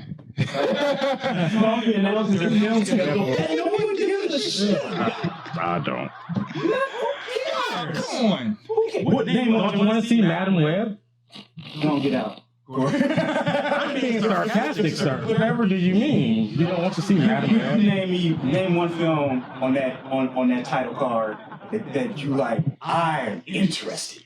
My mind wasn't that acting funny, so let me bring it. The fact that you gotta go look for it, that means it. Well, there's Madam Didn't Web. Beyond You don't want to see that Didn't Beyond Spider-Verse get pushed back to next year? Or was it come out this year? next year. It's next year. Okay. Yeah, that was my. I forgot what Sony film schedule. Sony. I'm about to pull it up. Oh, fuck Raven. Madam Web. Madam Web. Fuck Madam Web. Ghostbusters. Ghostbusters is worth. I do want to see Ghostbusters. Yes. What else was on that The poster? Garfield movie. No. Come on, Sean. I know you want to see Garfield. Bad Boys 4. No. Why are we getting Bad Boys for?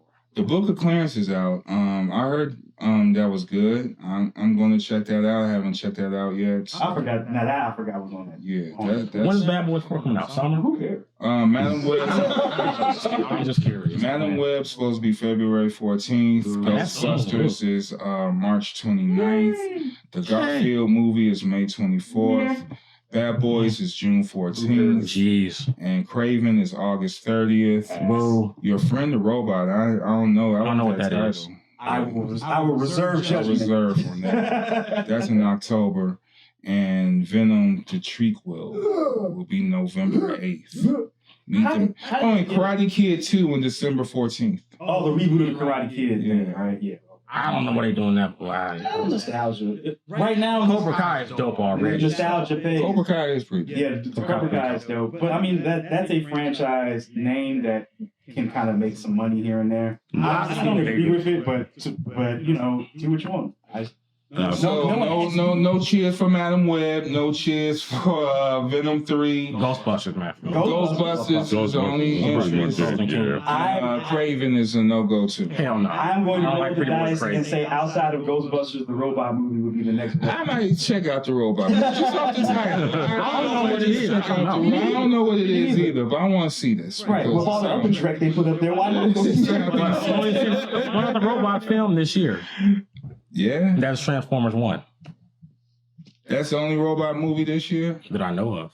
Oh, that's right. I forgot about Is that animation? Yes, animation. what kind of animation? What kind of animation? I don't know. Look at the cautious It's question. 3D animation.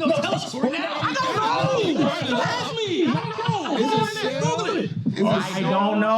All I It's know, 3D. all I know is 3D. Not 3D animation, yeah. Like all I know is Hemsworth I also guess. voice Optimus Prime Well, he's the voice of Orion Pax. or Orion Pax. Well, Yeah, it's, they haven't shown anything of it. I think it's probably going to be 3D animation. Transformers 1, 2024. Release date 9/13/2024.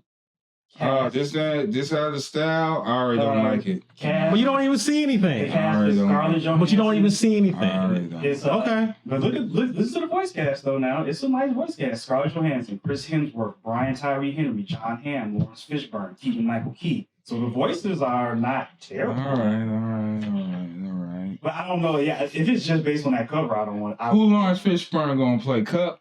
I just want to play. I will play Cup. No, Cup, I think it's nigga. going to be Alpha Triumph. Who? Alpha Triumph. Yeah, I think Lawrence Fishburne is Alpha Trion. I believe so. kind of cool. Who's Megatron? I don't know. I'd look at the voice cast and see. Well, It's probably on that sheet. I mean, it just says everything we need to know, led by Chris Hemsworth, blah, blah, blah, blah. It's an origin story. It's an origin story. Yeah. Oh, okay. It's on It's set on Cyber. Cyber. It's not on Cyber. It's set Oh, on you didn't know? Cyber. Yeah, it's on Cyber. It's It's fully on set on Cyber. Cyber. Yeah. This is like before the war. It's a Ryan Pack's origin story, so how he become The optimistic. movie is taking Or inspiration before from the it tells the story of the war, how the war got. Yeah. The movie is taking inspiration from the original Damn, man. story from the television show. Damn, man. So I really wish they could do a Megatron orgy. Michael Key as Bumblebee. Like the real Megatron, like They're not- you know what I they're mean? not- And I how think he they're- evolved. I think they're holding whoever Megatron is close to the check because they list a bunch of people, but they don't say all the characters. I mean, Hemsworth is Optimus, Scarlett Johansson is Elita, Either one. Yeah, makes Um, sense. Michael Key is Bumblebee, Yeah. and Lawrence Fishburne is Alpha Trion. They have. So I mean, what's his face might be Megatron. Who? Brian Tyree Henry. Ooh. Yeah, he might be. He might be. Yeah. He got a voice, yeah. That's yeah. He got a What if voice. he's Ultra Magnus? Even just as good too. That's Yeah. fine. I heard John Hamm might be Ultra John Hamm Magnus. makes sense. Okay, yeah. He look like Ultra He's Magnus. either gonna be Ultra Magnus or he's gonna be Prime's homie Dion. Dion. Or something crazy. He may be Megatron. Speaking of John Hamm, That's true, he too. is actually really funny. He is John Hamm hilarious. Yes. He is freaking hilarious. John Hamm he has a very dark, twisted Yeah. sense of humor. Like that new animated show he's got coming out. The new animated show about the drunk detective. But I'll watch his episodes of 30 Rock. He has timing. Oh, yeah, he is. Remember he's the doctor that puts the hair in the helicopter. He did it again. Yeah, he is on 30. Okay. And he played like a gym coach in this new Mean Girls movie that's out. Yeah, and he's been funny in other like little side appearances where he made like a drop in appearance. But I didn't know that because Mad Men I have you thinking he was a dramatic actor. Yeah, right. He was an improv guy.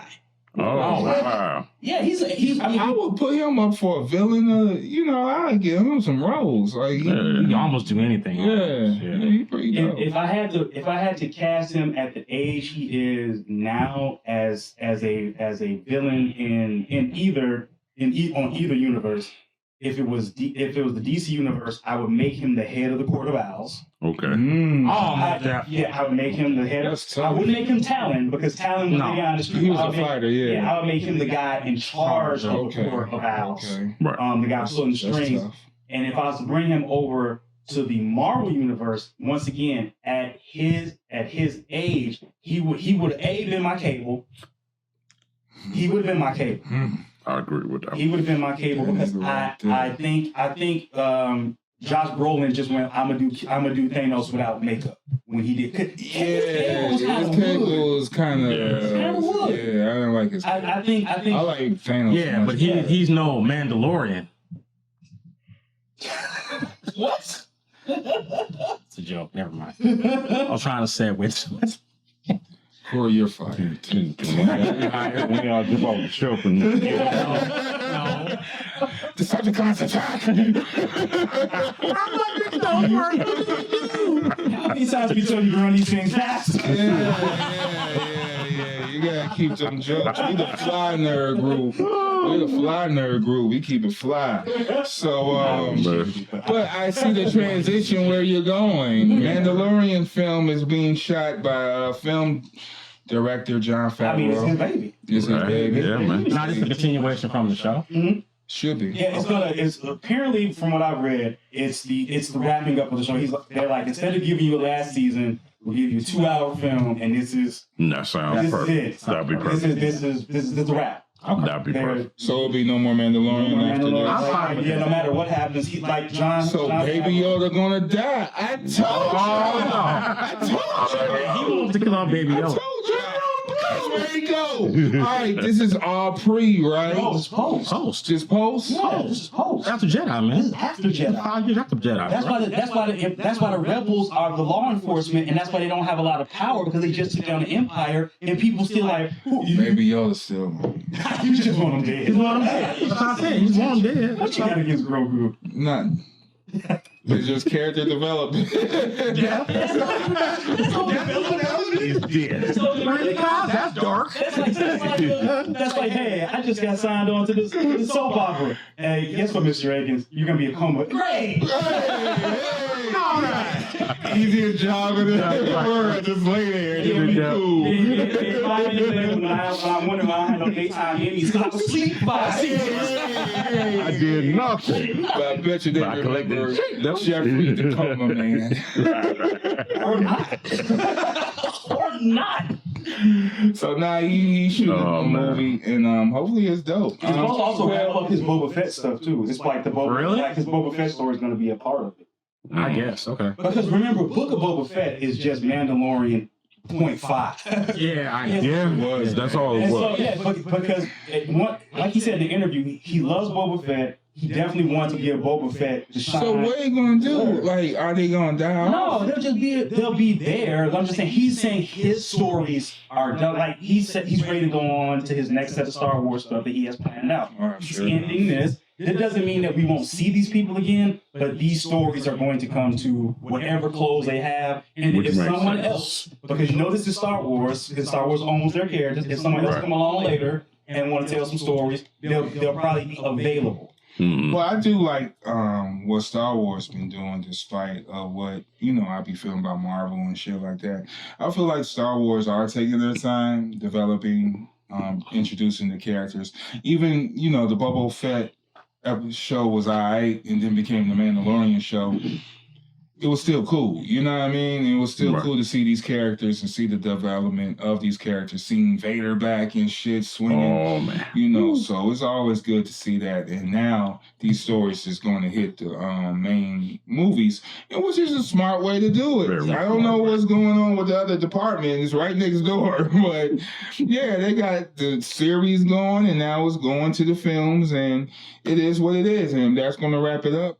That makes sense because you had 3 seasons of The Mandalorian? Yeah, it's like for the like I've seen. And it's only so much you could do. Yeah, it's only so much you can do. While there's a great vast expanse of stories you could tell, I think Jon Favreau recognizes that I have to leave this in a good place, leave this on a high note, Yeah. and then if someone else comes along later, or if I decide So just build story. Oh yeah. Just if I decide to come back to it, I could, but it'll just exist as a story, which is actually what I do like about Star Wars universe as a whole, from movies to comics, is that stories can get told and you never have to go back to them again. Mm-hmm. Because here's your moment in time. Mm-hmm. Here's your like they've told. There are plenty of Star Wars comics out there. They're about one single Jedi that's never been in a movie, has had 5 issues of told his story. That's it. And that's That's it. it. You never see that guy. You never see that guy again. Shit, Plo Koon is legendary. It barely did anything. Yeah. Barely did anything. He's legendary. Like Mace Windu was popular, got expanded on in the comics, but still, like, it's the same. Star Wars is able to do these things. Like, here's this. Right. Bye. Here's Right. this. Yes. Bye. And to me, that's the sci-fi genre in general lends itself to that. Star Trek does the same thing. Mhm. Tells you a story. Maybe they go back. Maybe they don't. But Star Trek, above all of them, has done well weaving all their stuff together. Oh yeah. Like the Star Trek universe should actually be the standard for knitting together stuff. Your side stories. Your side stories and all that stuff. I got you. They talk about Q on Lower Decks. Oh, wow. Oh, wow. Q has there's a Captain Picard Day. That's crazy. Yeah, like they sew everything together, and so I think that Star Wars kind of has a little bit of that. It's a little wider, not as tightly knit as Star Trek. But to me, if I was doing the Marvel shows and stuff, I would want that type of knitting. Mm. I would want a seamless flow between my movies, my TV shows, and all of that. Star Trek has that. Mm. Like everything, all those Star Trek movies are canon. They talk about Kirk and them damn whales. In Discovery, they mention like, what do you think this is? Kirk and the whales? So that's a lesson in creating a multifaceted universe that you knit together so tight that you can mention something that happened 30 years ago and it counts. Mm. Wow. They even refer, because the Kirk series took place in the 2060s, they actually refer to that now as the 60s. They're like, what do you think this is, the 2060s? Mm. You know, it's like a moment in time. That's crazy. I'm glad the Mandalorian is ending on a movie because I don't want the show to go 5, 6, 7 seasons. The quality goes down. Because I've seen shows that I actually like a lot, like Flash, start off really strong and get bogged down by having too many seasons, and the show's quality suffers for it. So go out on a high note. That's my thing. I'm starting to really go pro. Some shows only go on 3 to 4 seasons, and that's it. I can't agree with that duration. Yeah, I don't need these shows to go on. Yeah, forever. I You know don't what I need mean? them forever. This ain't television no more where you just, forget about time. You know what I mean? It's just like, oh, so-and-so come on. Right. Like 24 had like, how many seasons? No, I don't have like 4. 24 only had 4 seasons? seasons. And then like that one Jack one Howard, side. the one Oh, side, yeah, the one that side came back. thing. Yeah. I only a few shows I think can last maybe 5, 6, 7, 8 seasons. But not every- Sitcoms more. I think Community Even beyond nailed. sitcom. I think Community nailed performed the 6 seasons in the movie. Like that's like that. If you can get to that. Right. 6 seasons in the movie. Andy Samberg said that he knew that he was going to end Brooklyn Nine-Nine around season 7 or 8. He was like, there's only so many stories we You can went that tell. far? Yeah, it went 8 years. He said there's only so many stories we can tell with this group before you age out of it. He said you don't want to age. No one wants to be. You don't want your show to become Cousin Oliver era Brady Bunch. Or Sam era Different Strokes. That's what I'm saying. That's era. It was like forgetful time. Yeah, because The show's still going on. Yeah, because you don't want to get to that point. Yeah, like for example, freaking Supernatural had 15 seasons. Yeah. The fans not letting it die. That Supernatural saved And our then, fans. like, even though I have too big of a problem with Smallville, I didn't really need 10 seasons like that. I couldn't bear that. 10 seasons Smallville. I could have dealt with like maybe 6 at And most. he never wore the suit. Only at the end. Yeah. Only at the end. It wasn't worth the wait. I don't. I'm good. You saw him from a distance and one up close, and that's it. It wasn't worth it. I was like, you could have kept the jacket on, fam. Right. And the suit wasn't good either. Like, you could have kept the leather jacket look cooler. Right. That was that whole with no tights, no flights thinking. Yeah, he was a blur most of the time. Yeah. So, everyone put your quarters up, man. Let's get into arcade mode. Oh, yeah. Put your quarters up. Put your fucking quarters up. Yeah. So we got Tekken 8. Tekken 8.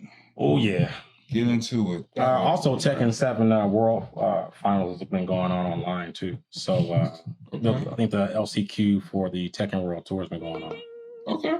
So that's So what's that? Break it down. It's kind of like the Capcom Pro Tour. They got a Tekken World Tour. They have players from different regions from all over the world, from America, Japan, Korea, the whole 9 yards. I got to get more information on it, but they've been showing a lot of the clips on a lot of the matches on YouTube. I put some in the Facebook group too. Okay. A lot of really good matches. But the big game coming out was Tekken 8. So I almost forgot how old Tekken 7 is. I played Tekken 7 at Comic-Con, I think, way back in 2016, 2017. Mm. But the game's it's actually gotten pretty old because it didn't come to consoles for about, I think, 2018 or so. But that's the thing about these video games. I mean, Street Fighter V was pretty old until Street Fighter 6 came out, right? Well, they came out in 2016. Tekken 7 didn't even come out to console for everyone until after 2 or 3 years it had been out in the arcades. Mm. So it's been out for a while, but the game was so good. And then on top of that, adding different stuff, the game was where it is today. So now we got Tekken 8 dropping in a few weeks. Yeah. And they just announced the opening movie and showed Eddie Gordo be the first DLC character. Okay. That's cool. So Yeah. now he's not racist. Thank you, I know, right? He's not a racist. So that one guy up in there can shut the hell up, jackass. I can't pull this shit up because the net's down, but yeah, there's a lot of shit, man. I'll be talking crazy shit out here on the net. You be harassing people for no reason. Leave people the fuck alone. Yeah, man. exactly. Video game trolls are some of the worst. Trolls in general. I mean, trolls in general, but video game trolls sometimes go. Yeah, They go too damn far. but back to Tekken 8, though. How Go cool ahead. Tekken 8's going to be. Go And Now, then- first, you wasn't a big fan of this particular version, was you? No, the game I thought looks great. I was just saying because Z was kind of a little anime villainous for me, but the game looked amazeballs. When I saw it, and I played that Comic Record last year, I was really on board with it because the visuals were amazing. To me, it's the best looking 3D fighter on the market. Okay. Really? Yes. Okay. And it even looking even better now. The opening movie just came out, so you pop the game and it shows like the showcase of the game. Yeah. That movie dropped today. Okay. So it shows all the characters. My only complaint is my man's not in the game yet. They ain't no Lei Wulong. When's Lei, Namco? When's Lei? He coming, man. If they got Eddie Gordo coming, When's late? You might just relax. I'm not relaxing. No, he was never first stream. No, I won't lay now. He was never first I stream. don't care. Crazy fandom, man. I don't Crazy care. fandom, You know, man. that's my man. Hey, I be crazy fan. Nah, so you like with Gal with Lay? Nope. Huh? You like Gal with Lay? Similar? Lay's one of my best characters. So you're Gal with Lay? Yeah. He's looking no. That's Keep Lay out there. Keep Lay out. If y'all want to win, He's not. He's not my only character. Some other two characters are already in there. Oh yeah, who's the other? Raven. Who's your top three? Raven. I kind of dabble Leroy Smith, and I still have a pocket Law. Okay. Because back in the day, Law and Lays I played with back in the day, and then Jen. I did play with Jen back in the day. Okay. So yeah, Jen's dope. I like Jen. I like the girls on there. I like some. Well, you like Heihachi's daughter, Raina. Really? Yeah, she look at the opening movie. The second one. Oh, the second one right there. I know. Oh, right here. Yep. That is one of Heihachi's children we never knew about. But she got he got an illegitimate. He got kids all over. Tekken has the most dysfunctional family in video games. That Brian Cox video is really funny about how she tells the history of Tekken and talks about the game and the story. So like peep that when you get a chance. It's actually pretty good. Yeah, I get a chance in my own town. Just saying. I like Brian Cox. She's actually one of my favorite actors. And they've been dropping like character trailers like every other day. So Zafina came out like yesterday, and they dropped Eddie Gordo with the opening movie video today. All right, so check out Tekken 8. Of course, I might just go ahead and get it so I can just don't play against Corey. Yeah. No, but Corey will show you things, show you how to play. I'm not scared of Corey. But real controller with drugs. For real talk, Tekken 7 has a lot of new mechanics. Even though I'm still learning, it's not like Tekken 3 or Tekken 5. That heat system is really kind of cool. I hope not. It's not like Tekken 3. It's 2024, Corey Green. No shit, Sherlock. What I'm saying is it's real. A lot of new shit is very new to Tekken in general. Period. This is a very very offensive Tekken. Okay, well, I look at this as the reintroduction to the game, just like Street Fighter 6 was, just like MK1 was. You know, if you wasn't familiar, if you wasn't familiar, there you go, get introduced. So Tekken 8. What else? Well, as someone who's deeply immersed in Final Fantasy 14 right now, I'm excited about Final Fantasy 7 Rebirths, because that was the Final Fantasy that fully brought me into the franchise. Prior to that, I had played Final Fantasy 3, but you know, it was kind of whatever. But Final Fantasy 7 was the one that made me fall in love with the franchise, and then 8 was dope. 9 made me fall even deeper in love with, and then from there it's been a series of hits and misses. But I'm excited for the Rebirth.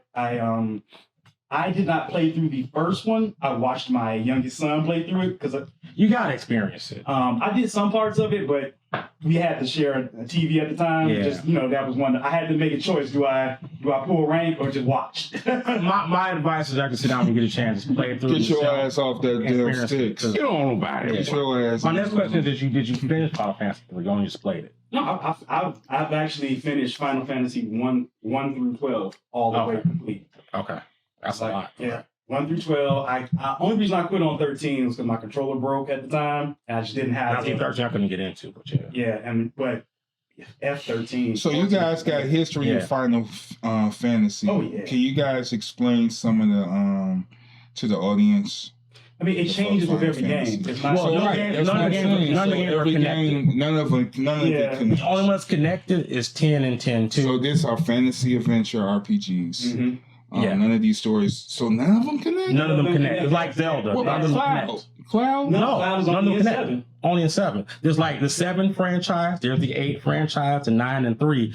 They're all their own world and their own thing. None of them are connected. You can play any of them anytime you want to. At any number, doesn't matter. Now, 14 none of them are connected. uses elements of all of them. There are monsters from all of them in Final Fantasy. Okay. Final Fantasy 14 would be the only one of the series that had, granted some characters and some concepts like Shiva, Sid, Wedge, Biggs, they're always there, just changing shape. or form or however they're Like that stuff is in every game. Okay. Yeah, but your main characters always change. What Final Fantasy XIV did was say, hey, we're going to take all the monsters, all the summons, and make them a part of our story and our game. And so the beauty of Final Fantasy XIV is that you can even go back and get gear and put on your today character from previous iterations. Like, I just got Squall's Gunblade. Oh wow! You know, like that's a thing you can do for what's known as the Gunbreaker class. Yeah, and 14 is the multiplayer game. Yeah, it has its own story still, and you play other people, and it's its own contained thing. It's really smart. You don't have to play; you can play other stuff and be fine. Okay. Yeah, it's and so I'm excited for 7, but I'm just excited. I love Final Fantasy. They always put so much into the story, into the art, and into their orchestration. Yes, it does, man. Into their, like, even their compositions. That guy, Mezco, is like a world-class composer. And I went to his concert. Yeah, those concert, yes. And he has a band called the Black Mages, and they play all the Final Fantasy. What was the concert? music. Was it orchestrated? The music of all the games, yes. Okay. And the music is great. And they put the visuals on the screen, too, so they'll put the different cutscenes from the games. Like, they did all those remastered cutscenes for the early ones that never had them. And so when you go to see them do the orchestra, they start at 1 and they put the cutscenes on the screen as so they you go through your emotions and watching. When they do the universal Final Fantasy whole screen music, it was so hard to keep the crowd contained, like that. Like, that's how people will freak out. It was all dark because I went to the one when the game started. It was all dark when the game started, and as they played the keys, these crystal lights start twinkling on the background, and everyone lost it. And everybody lost it. Yeah. The other key thing that is key about Final Fantasy, crystals are always a part of the story in some way. Right, crystals, Moogles, Chocobos, summons, monsters. Okay. Yeah, always, Right. Those are your staples. And so, like, just the amount of effort that they put into one game, orchestrally and art-wise, is more than some people do in games in life. And see, that turned me on to that back in the 16-bit era, Final Fantasy 2 and Final Fantasy 3. I kind of think Final Fantasy made me appreciate classical music. Okay. Yeah. Because 2 and especially 3. 3 is a very cinematic game for a 16-bit game on Super Nintendo. You even do a whole orchestra play in the game, in the story, with that. Even with the sound limitations, the music is still really good. I even bought some of the soundtracks back in the day. So most of the games I played that I liked, I love the soundtrack. That's even FF7 remake. I love that soundtrack and play it today. Dope. Yeah, I mean, and the art. I mean, they have coffee table books. Yes. That are like huge, because even the static art, the stuff that you don't even interact with, is hyper detailed. And that, I just think that shows the love that Square Enix put into the project. That, like, this is their baby. Final Fantasy and Dragon Quest are kind of like their babies. Yeah. Chrono Trigger, I think, too. But that's more of a fan thing. Yeah, But like, because Akira Toriyama did the character design for Chrono Trigger and Dragon Quest. And that's the Dragon Ball Z guy. Okay. Dragon Ball Z guy. And if you never played Chrono Trigger, I'd say at least try it once. Even for a 16-bit game, it's a great game, an RPG. It has 16 different endings. Oh, really? 16? If I'm not mistaken, yeah. It's like 16.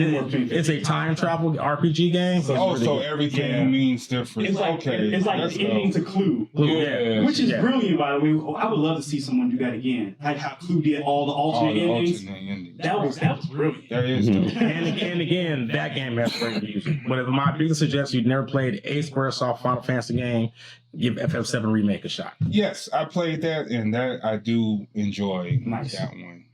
Except that house. I hate house. Oh, Hell House? Yeah, Hell House. Yeah, fuck him, and I whooped his ass twice, and I figured it out. Fuck that house. Yeah, fuck that house. Which is funny because in the old game, he's nothing but a regular Section 8 ass house. Beat your ass. I'm from the south side, nigga. And the funny part about that class, in the old game, he's a regular enemy. Yeah? He's not a boss, he's a regular enemy in the old game. Oh, just a regular? Just a regular enemy. He's super strong. Class in Final Fantasy 14, though, Kaz would play the machinist, because that's used to air it out. Oh, yeah. Okay. One of the moves is the spread. I was thinking about getting into it, but that game is so large, man. It is. You have to have it's large. You have to have patience too, because they don't have a tutorial system for it that's like like you watch it and go. They make you do the tutorial as part of the first 20 levels. Which game is it? Final Fantasy 14. Yeah, that's typical Final Fantasy. They make you do the tutorial levels 1 through 20. Like, hey, you're gonna walk to this place. You're gonna learn this map. That's something that they do. Learn this map. But although it's a slow burn, you have to go through that stuff, but it's imperative. It's so worth it. It's so worth it. Once you get to a certain point, you just take off. They do that in Kingdom Hearts. They're like a 3-hour tutorial in Kingdom Hearts 2 where you start even the real game. Yeah, Kingdom Hearts 2. Yeah, the first 20% of the game is all a 3-hour tutorial. Yeah, it's a big tutorial. Moving on from video games, we gotta keep it moving. Toys. Well, actually, one more 13-year-old. with I want to talk about the 13-year-old Tetris winner. Who beat Tetris. Yeah. Got a kill screen, right? Yeah, he got a kill screen, which is insane because no one has ever beat Tetris before. Like, how do you beat Tetris? Because like we talked earlier, I'm not even good at Tetris, I'm not going to lie. I played it, I'm not good at it. The higher levels you get, the faster the blocks come down. And like level 9 or 10 is extremely fast. And you got to keep making lines without messing up. And this kid was farting around one day with Tetris. I think he was always doing this. And he happened to keep going on the higher levels and got a kill screen and broke the game. And beat Tetris. Wow. And in almost 40 years, no one's ever done that. What level we had to be to get the kill screen? I don't know. Because you go past, 10, 12, you had speed round. You're going to break your Game Boy. I haven't gotten past 10 too often. Like maybe 11, 12. Yeah. Really good day. Yeah. Like, look up on YouTube to see how high he got, but he got a kill screen on that game. That's almost... You know what this reminds me of? You guys ever see that documentary, The King of Quarters? Yeah. Kill screen guy. Yeah, like that. Wait, does Pac-Man have those kill screens? Is there in the Pac-Man? Pac-Man is the same thing, right? It's like... I think someone beat Pac-Man. Yeah, someone had the kill screen. I'm always curious about some of those old 8-bit. Like, does Gallagher have a kill screen? Kill screen. Or am I just playing Centipede? That's it. Till you die. That's what I Till you're done with your quarters. It's the whole world insects rushing at me. Donkey Kong isn't easy to get a kill screen on that. It's very hard. Very challenging, man. I had that as a kid. Props to Mario. You went from fighting monkeys to a plumber to saving princesses in a mushroom kingdom. Your history Become artist. Even a doctor or parties in the state of Galaxy. Mario went really far from a plumber. Yeah, Mario came up. He Donkey Kong was my first video game. Yeah, it was close. I was I think Jungle Hunt on the Commodore 64. Yeah, man, Extra throwback. I also had a Vectrex. Oh, wow. Yeah, I had a Vectrex. I had a ColecoVision. I had one of those too. I had a television for like 3 days before my cousin broke it. I don't even remember what games in television had. That was Atari. I don't know what was on the television. I didn't have it long enough to remember. You know what? There was actually a Masters of the Universe game on television. I saw somebody put a Facebook post on it.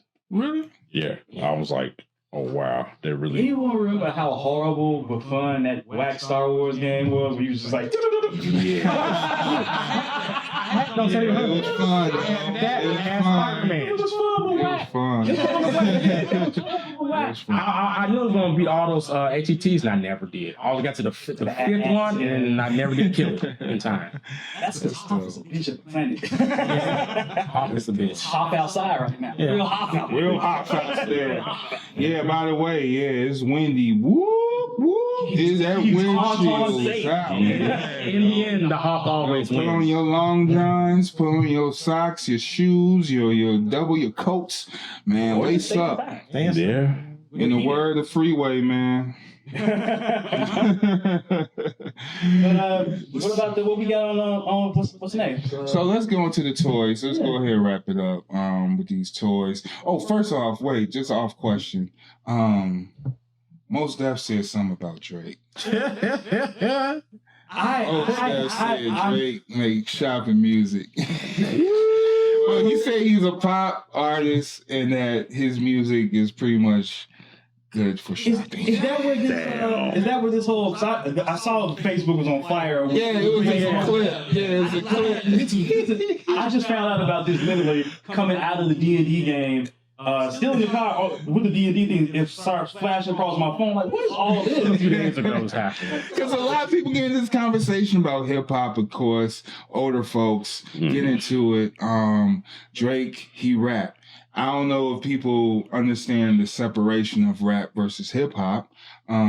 Hip hop is a culture, you know, and it's not even all rap. There's other elements that's involved as well, you know, but there's certain music that comes that you know is hip hop. And then there's pop music, there's popular music. That's the music industry, that's the industry part of the rap. That's rap, you know? So for him to say that, I just think it's funny because I don't know. You go in the studio, you're working on the song, you're like, man, I can't wait till these niggas start shopping in this shit. Like, I ain't never heard that before in my life. I think that's so hilarious. And you know, I always play devil's advocate sometimes with things. I was like, you all do realize this means most definitely listen to Drake.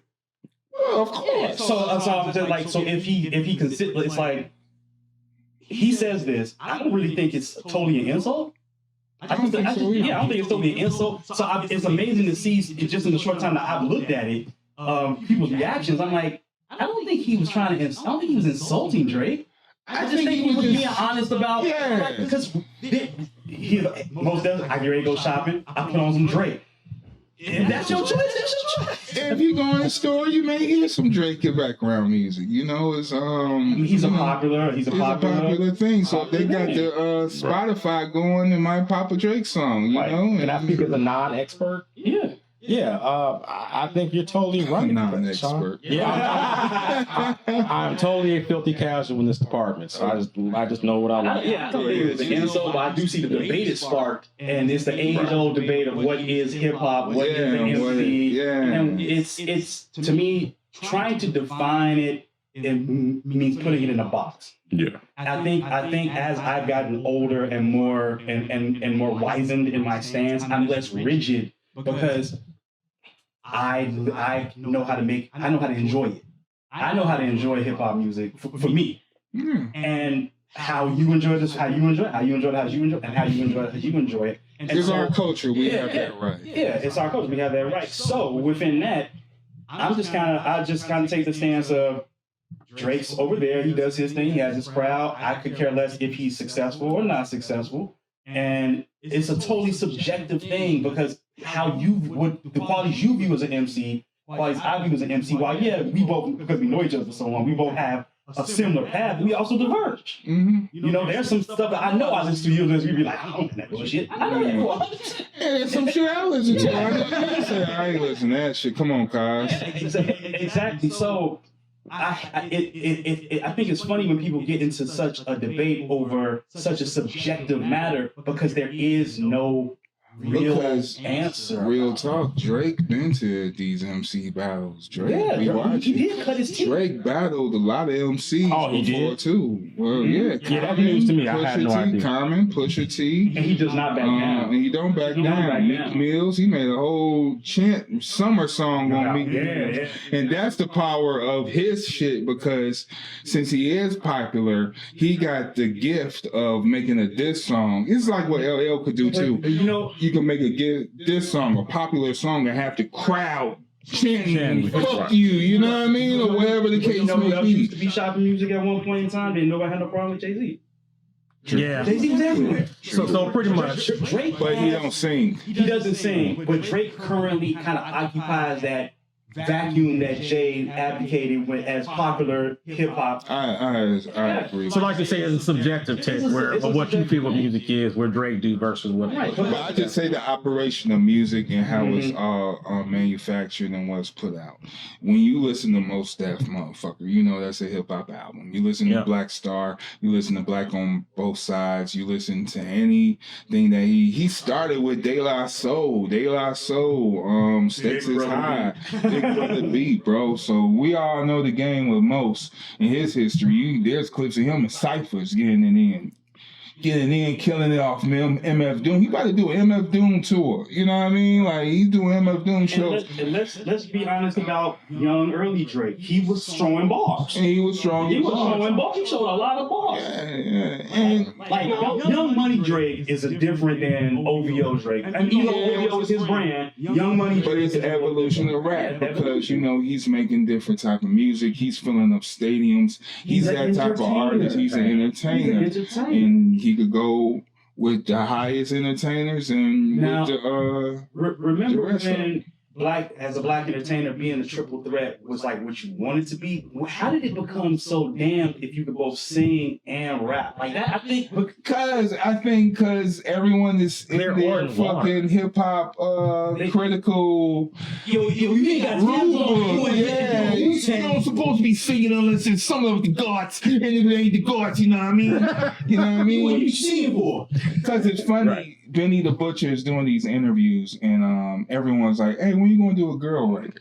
And it's kind of interesting that they asking him like, Conway did one, and Wes. Yeah, Conway rapped about his baby mama and how much he loved her. When I get on, I put you in all this Gucci.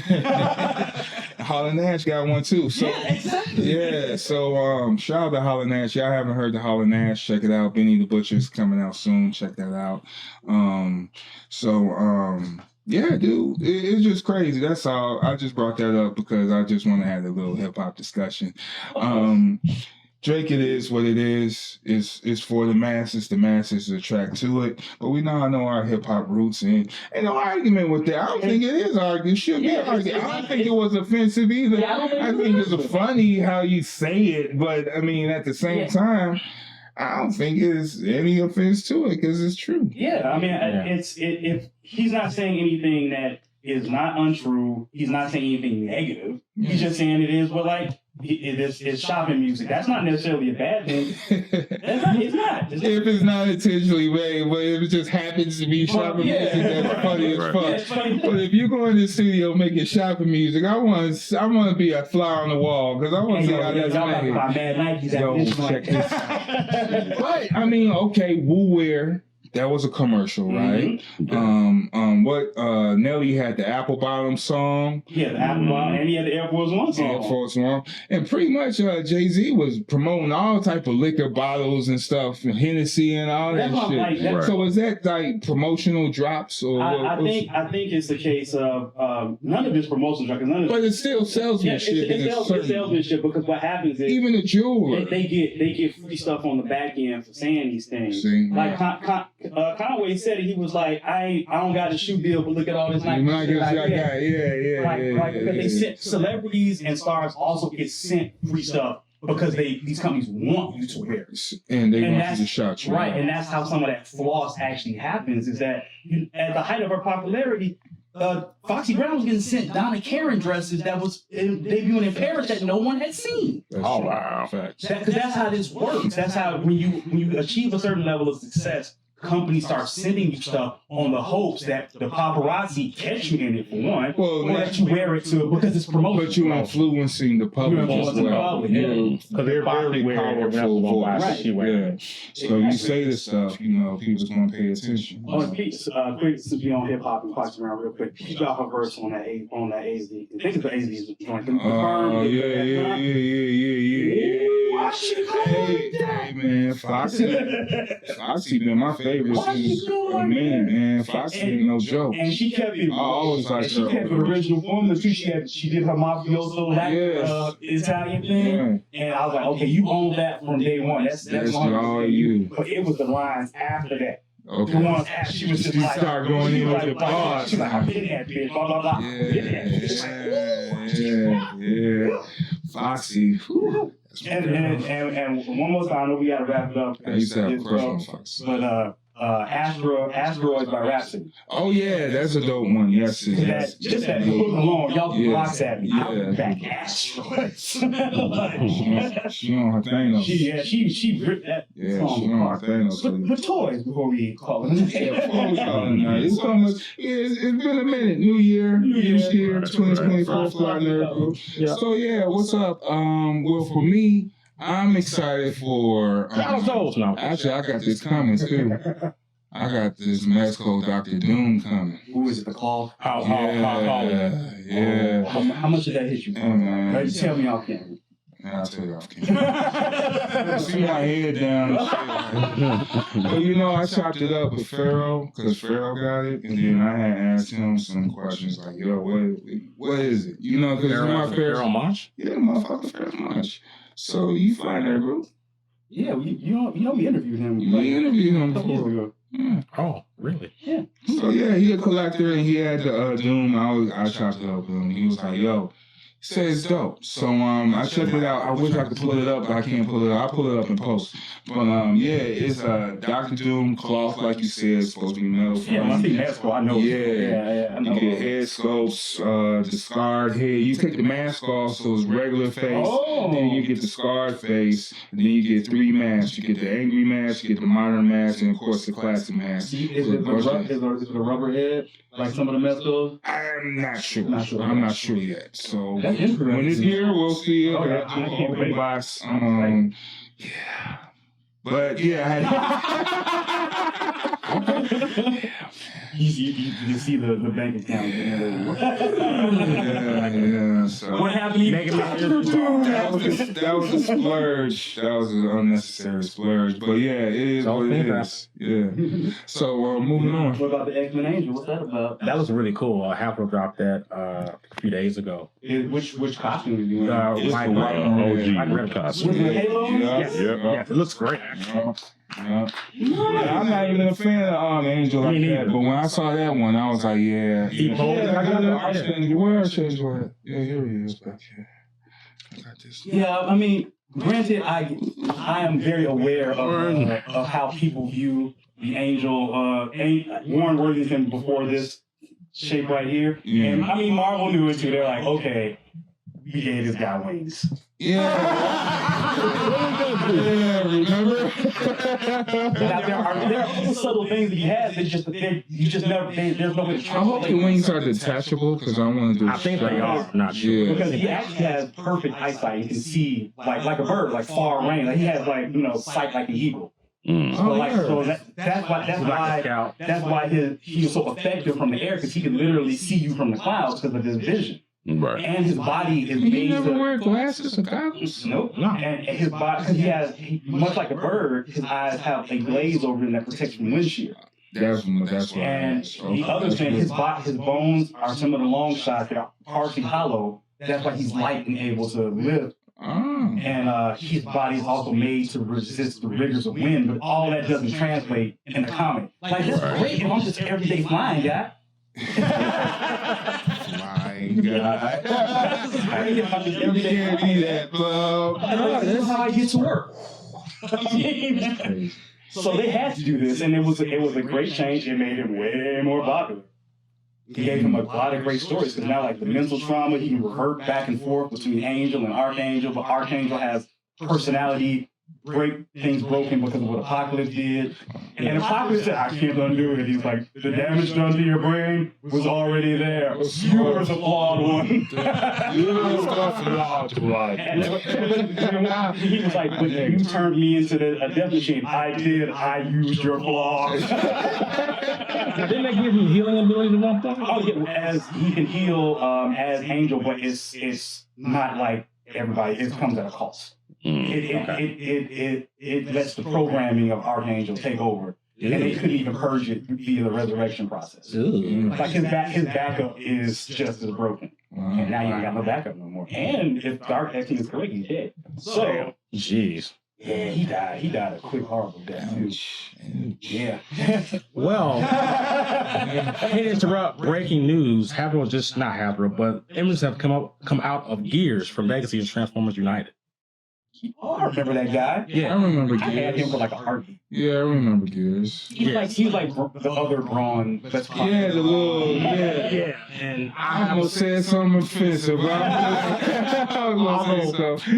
my soft spot for Gears, although I don't care for him now, my soft spot is he was the first Transformer I ever got as a kid. So he did that was the very first. I had GoBots at first, and I wanted Transformers, and I got Gears as my first What was one. my first Transformer?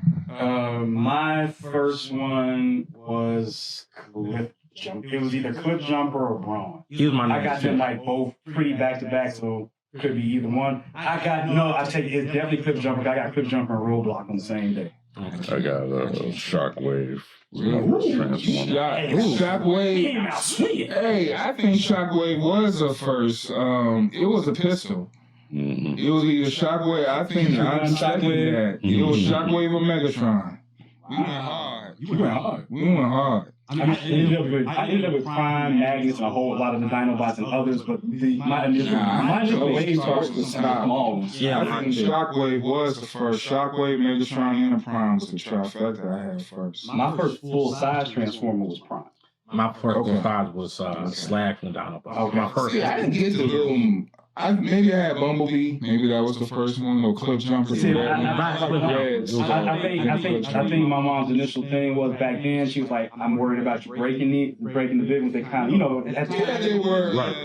So I think I grew up with a friend, Skyfire. I always tell that story. But anyway. Yes, I think it was just because I had to earn that particular, keep it up. Then she finally got me Prime, and it's like, I kept everything. I kept Prime. He's kind of easy key. Yeah, he's easy key. But I think I had Prime until my junior year of high school. Damn. Yeah, I think Prime stayed with me up until my junior year of high school, but I wasn't thinking about collectability at the time. Then I had got fully into comics. Okay. So I had put toys was like third on the list. Comics had become taking up most of my space. Which is funny you mentioned that. This is the 4th anniversary of Transformers. We'll probably end up getting a 4th anniversary studio series Optimus Prime.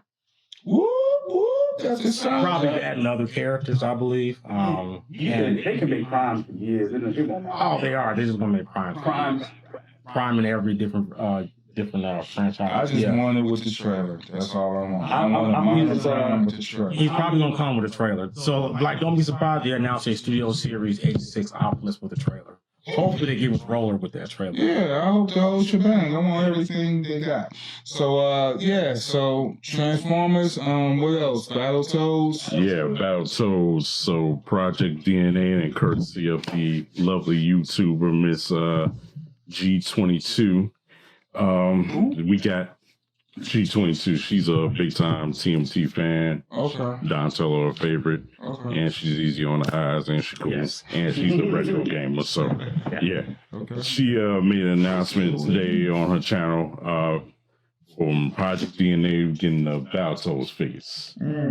They are like highly stylized, look like they are on the game. I can't pull them up now.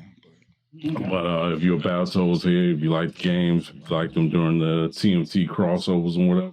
I have an off memory of Battletoads. Like, I remember the video game. I remember them showing up for 1 or 2 episodes of Teenage Mutant Ninja Turtles. Yeah. They were. Maybe so. Maybe. I know they put some frogs on Teenage Mutant Ninja Turtles. No. Different frogs. Different frogs, okay.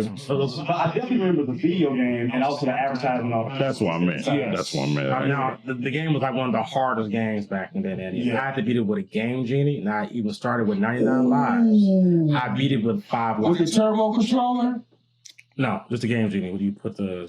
I don't know what a Game Genie is, but I had a Game Genie and turbo controller. Oh, you got the combo pack. Yeah, I had Right. Yeah, the combo pack. Yeah. Okay. I had refused Game Genie for so long because for a while I was like, I can do this, and I was like, no. Well, you wasn't putting the codes in the games, and that's some of the games that I used to try and get through it all the way on the skill. You was so. Yeah, I used to be a game. Me too. I was the type of person that I would stay up all night playing Legend of Zelda, no matter how many times I got sent back. Okay. Like, I just go like, nope, I'm doing it. Full back to full. Ruler to the two. I tell you, the game that finally broke me was Metal Gear Solid. The PlayStation Network? Yeah, that's the first time I really I used that disc, that Game Shark disc. It had the infinite health. Really, that game broke you? Oh yeah, I got tired of it. I was like, okay, I can't. I'm sick of this. What did you get stuck on in Metal Gear Solid? It was like in the midway point, some silo that you had to sneak around in. That shit. I know what you talking about. Yeah. That was fun. You had to do the climb. I kept getting like the fight. It was the unavoidable fight at the end. I just kept getting killed. I just couldn't beat it. I It was not at the end of that board. Like, whatever that boss fight was at the end of that shit. Not Vulcan Raven. I don't remember. The guy with the turret. That's Vulcan Raven. No, it wasn't him. Okay. It was so long. I know that was the first time I got the Game Genie was to get the Infinite Health Code for Metal Gear Solid, because I'm like, fuck this game, I'm going. I won't play that again. I need to stream Metal Gear Solid original. Yeah. But Battletoads was so hard for me, I had to use a Game Genie. I never played it, so. Battletoads was extreme. The speed break level, most people I talked to never got past it. Mm-hmm. You can YouTube see what it looks like. It was so fast. I mean, me as an adult, and now we have more game experience, we probably get past it. But as a kid, how fast it was is extremely hard. Is it Dark Souls hard? Ninja Gaiden hard. Harder. Harder than Dark Souls? Yes. Jeez. Dark Souls is hard. Battletoads is a whole other thing. Now remember, this is taking place back in the days when games was rough. This game was the roughest of the rough. Oh, Mega Man 2 was up. No. Mega Man 2, I bought it. That jump. But see, I grew up playing a lot of Mario games, so platforming was my thing. I can do platforming with no problem. Really, Mega Man 1 is harder than Mega Man 2. Figure it out. Right. I just had to find it. You didn't break it, just figure it out. If it was broken, you wouldn't have seen it. Damn. Dang it.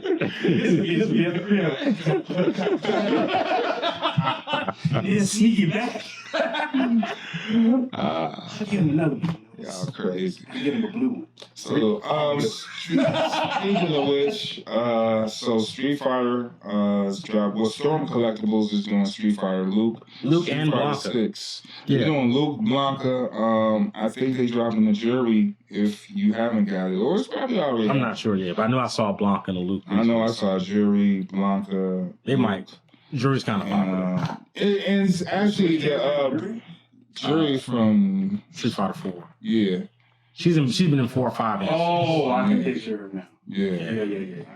Very evil shit. Yeah. With the KY. Mm-hmm. Right. So, yeah, that's about it. Well, I got over here Poison Ivy, Mayfex group, except group right here, but that's Mayfex Hush Superman, Mayfex Hush Poison Ivy, and that's actually a group because the Superman came with the vines. Because she, take control of the kryptonite vines and shit. And over here, I know y'all thinking like, what the fuck is this? This is actually Chester, the cheetah figure from Jada Toys, which I gave him this super prop for Street Fighter. Let me put this on the right camera. I did get a Phalon from Jada Toys, so this stuff is pretty legit. Yeah. So this is the Cheetos is an open box. It comes with, that. Cheetahs in here, of course. But the box is dope, man. Give you the fucking ingredients and all that shit, and right here. So, yeah. I'm into like little figures like this because I could take this motherfucker anywhere to a shoot. You know what I mean? It's just a cheetah. Who don't like this nigga? Where's the Noid at? That's a dope one. Where the Noid at? Yeah. So I play this video game. yeah. I'll And come a little bag of Cheetos too. I have said this since Domino's came around. Their marketing has always been a thing. Domino's knows how to market their packages. Y'all shooters are smart. You get your little girl, make them a couple, boom, the shoot gonna be orange. Troubleshooters after dark. Yeah, I got ideas with that dude. You trusting the cheetah. Man. Listen to Jodeci. It's just pimping. No, so we don't have to pay music rights. We're gonna have to sing all this background. Jodeci and Keith Sweat. Yeah. So before we wrap it up, any last words? Any shout outs y'all want to do before we skedaddle? Never stop embracing your inner wonder. Stay a kid at heart forever. Absolutely. Don't let the world wants to make you bitter and make you think you got to give up things that they say are for children. You don't. No, you don't. Absolutely. Stay free. Be you. Be yourself. Be as weird as you want to be. Everything Sean said. I love that, man. That's a good note to leave it on. Shout out to all the followers, all the supporters. Once again, Fly Nerd Group will be expanding. WFNG, Fly Nerd Radio. WFNG. Yeah, it's Fly Nerd meets NPR. We will be focusing on certain subject matters, comic book related. He's in his voice. It features me, myself, Coach Cheese, and Ambi for now. You know what I mean? We are holding it down. There's an hour segment on Southside Radio. And once we open the doors, we're going to have interviews and more. We're going to have interviews here. We might do some streaming type of things and add some more members to the group in the future. So be on the lookout for that. And Talking very softly, but hyper detailed. yes. Yes. So yeah. Cosmo Galactus, the shift leader. Sean Moon, aka Coach E Soulstar, serving fries and shakes throughout the galaxy. Corey Green. Charles Miss Prime. We are the Fly Nerd Group, tuning out of here. Y'all have a good one. See you next time. Sir.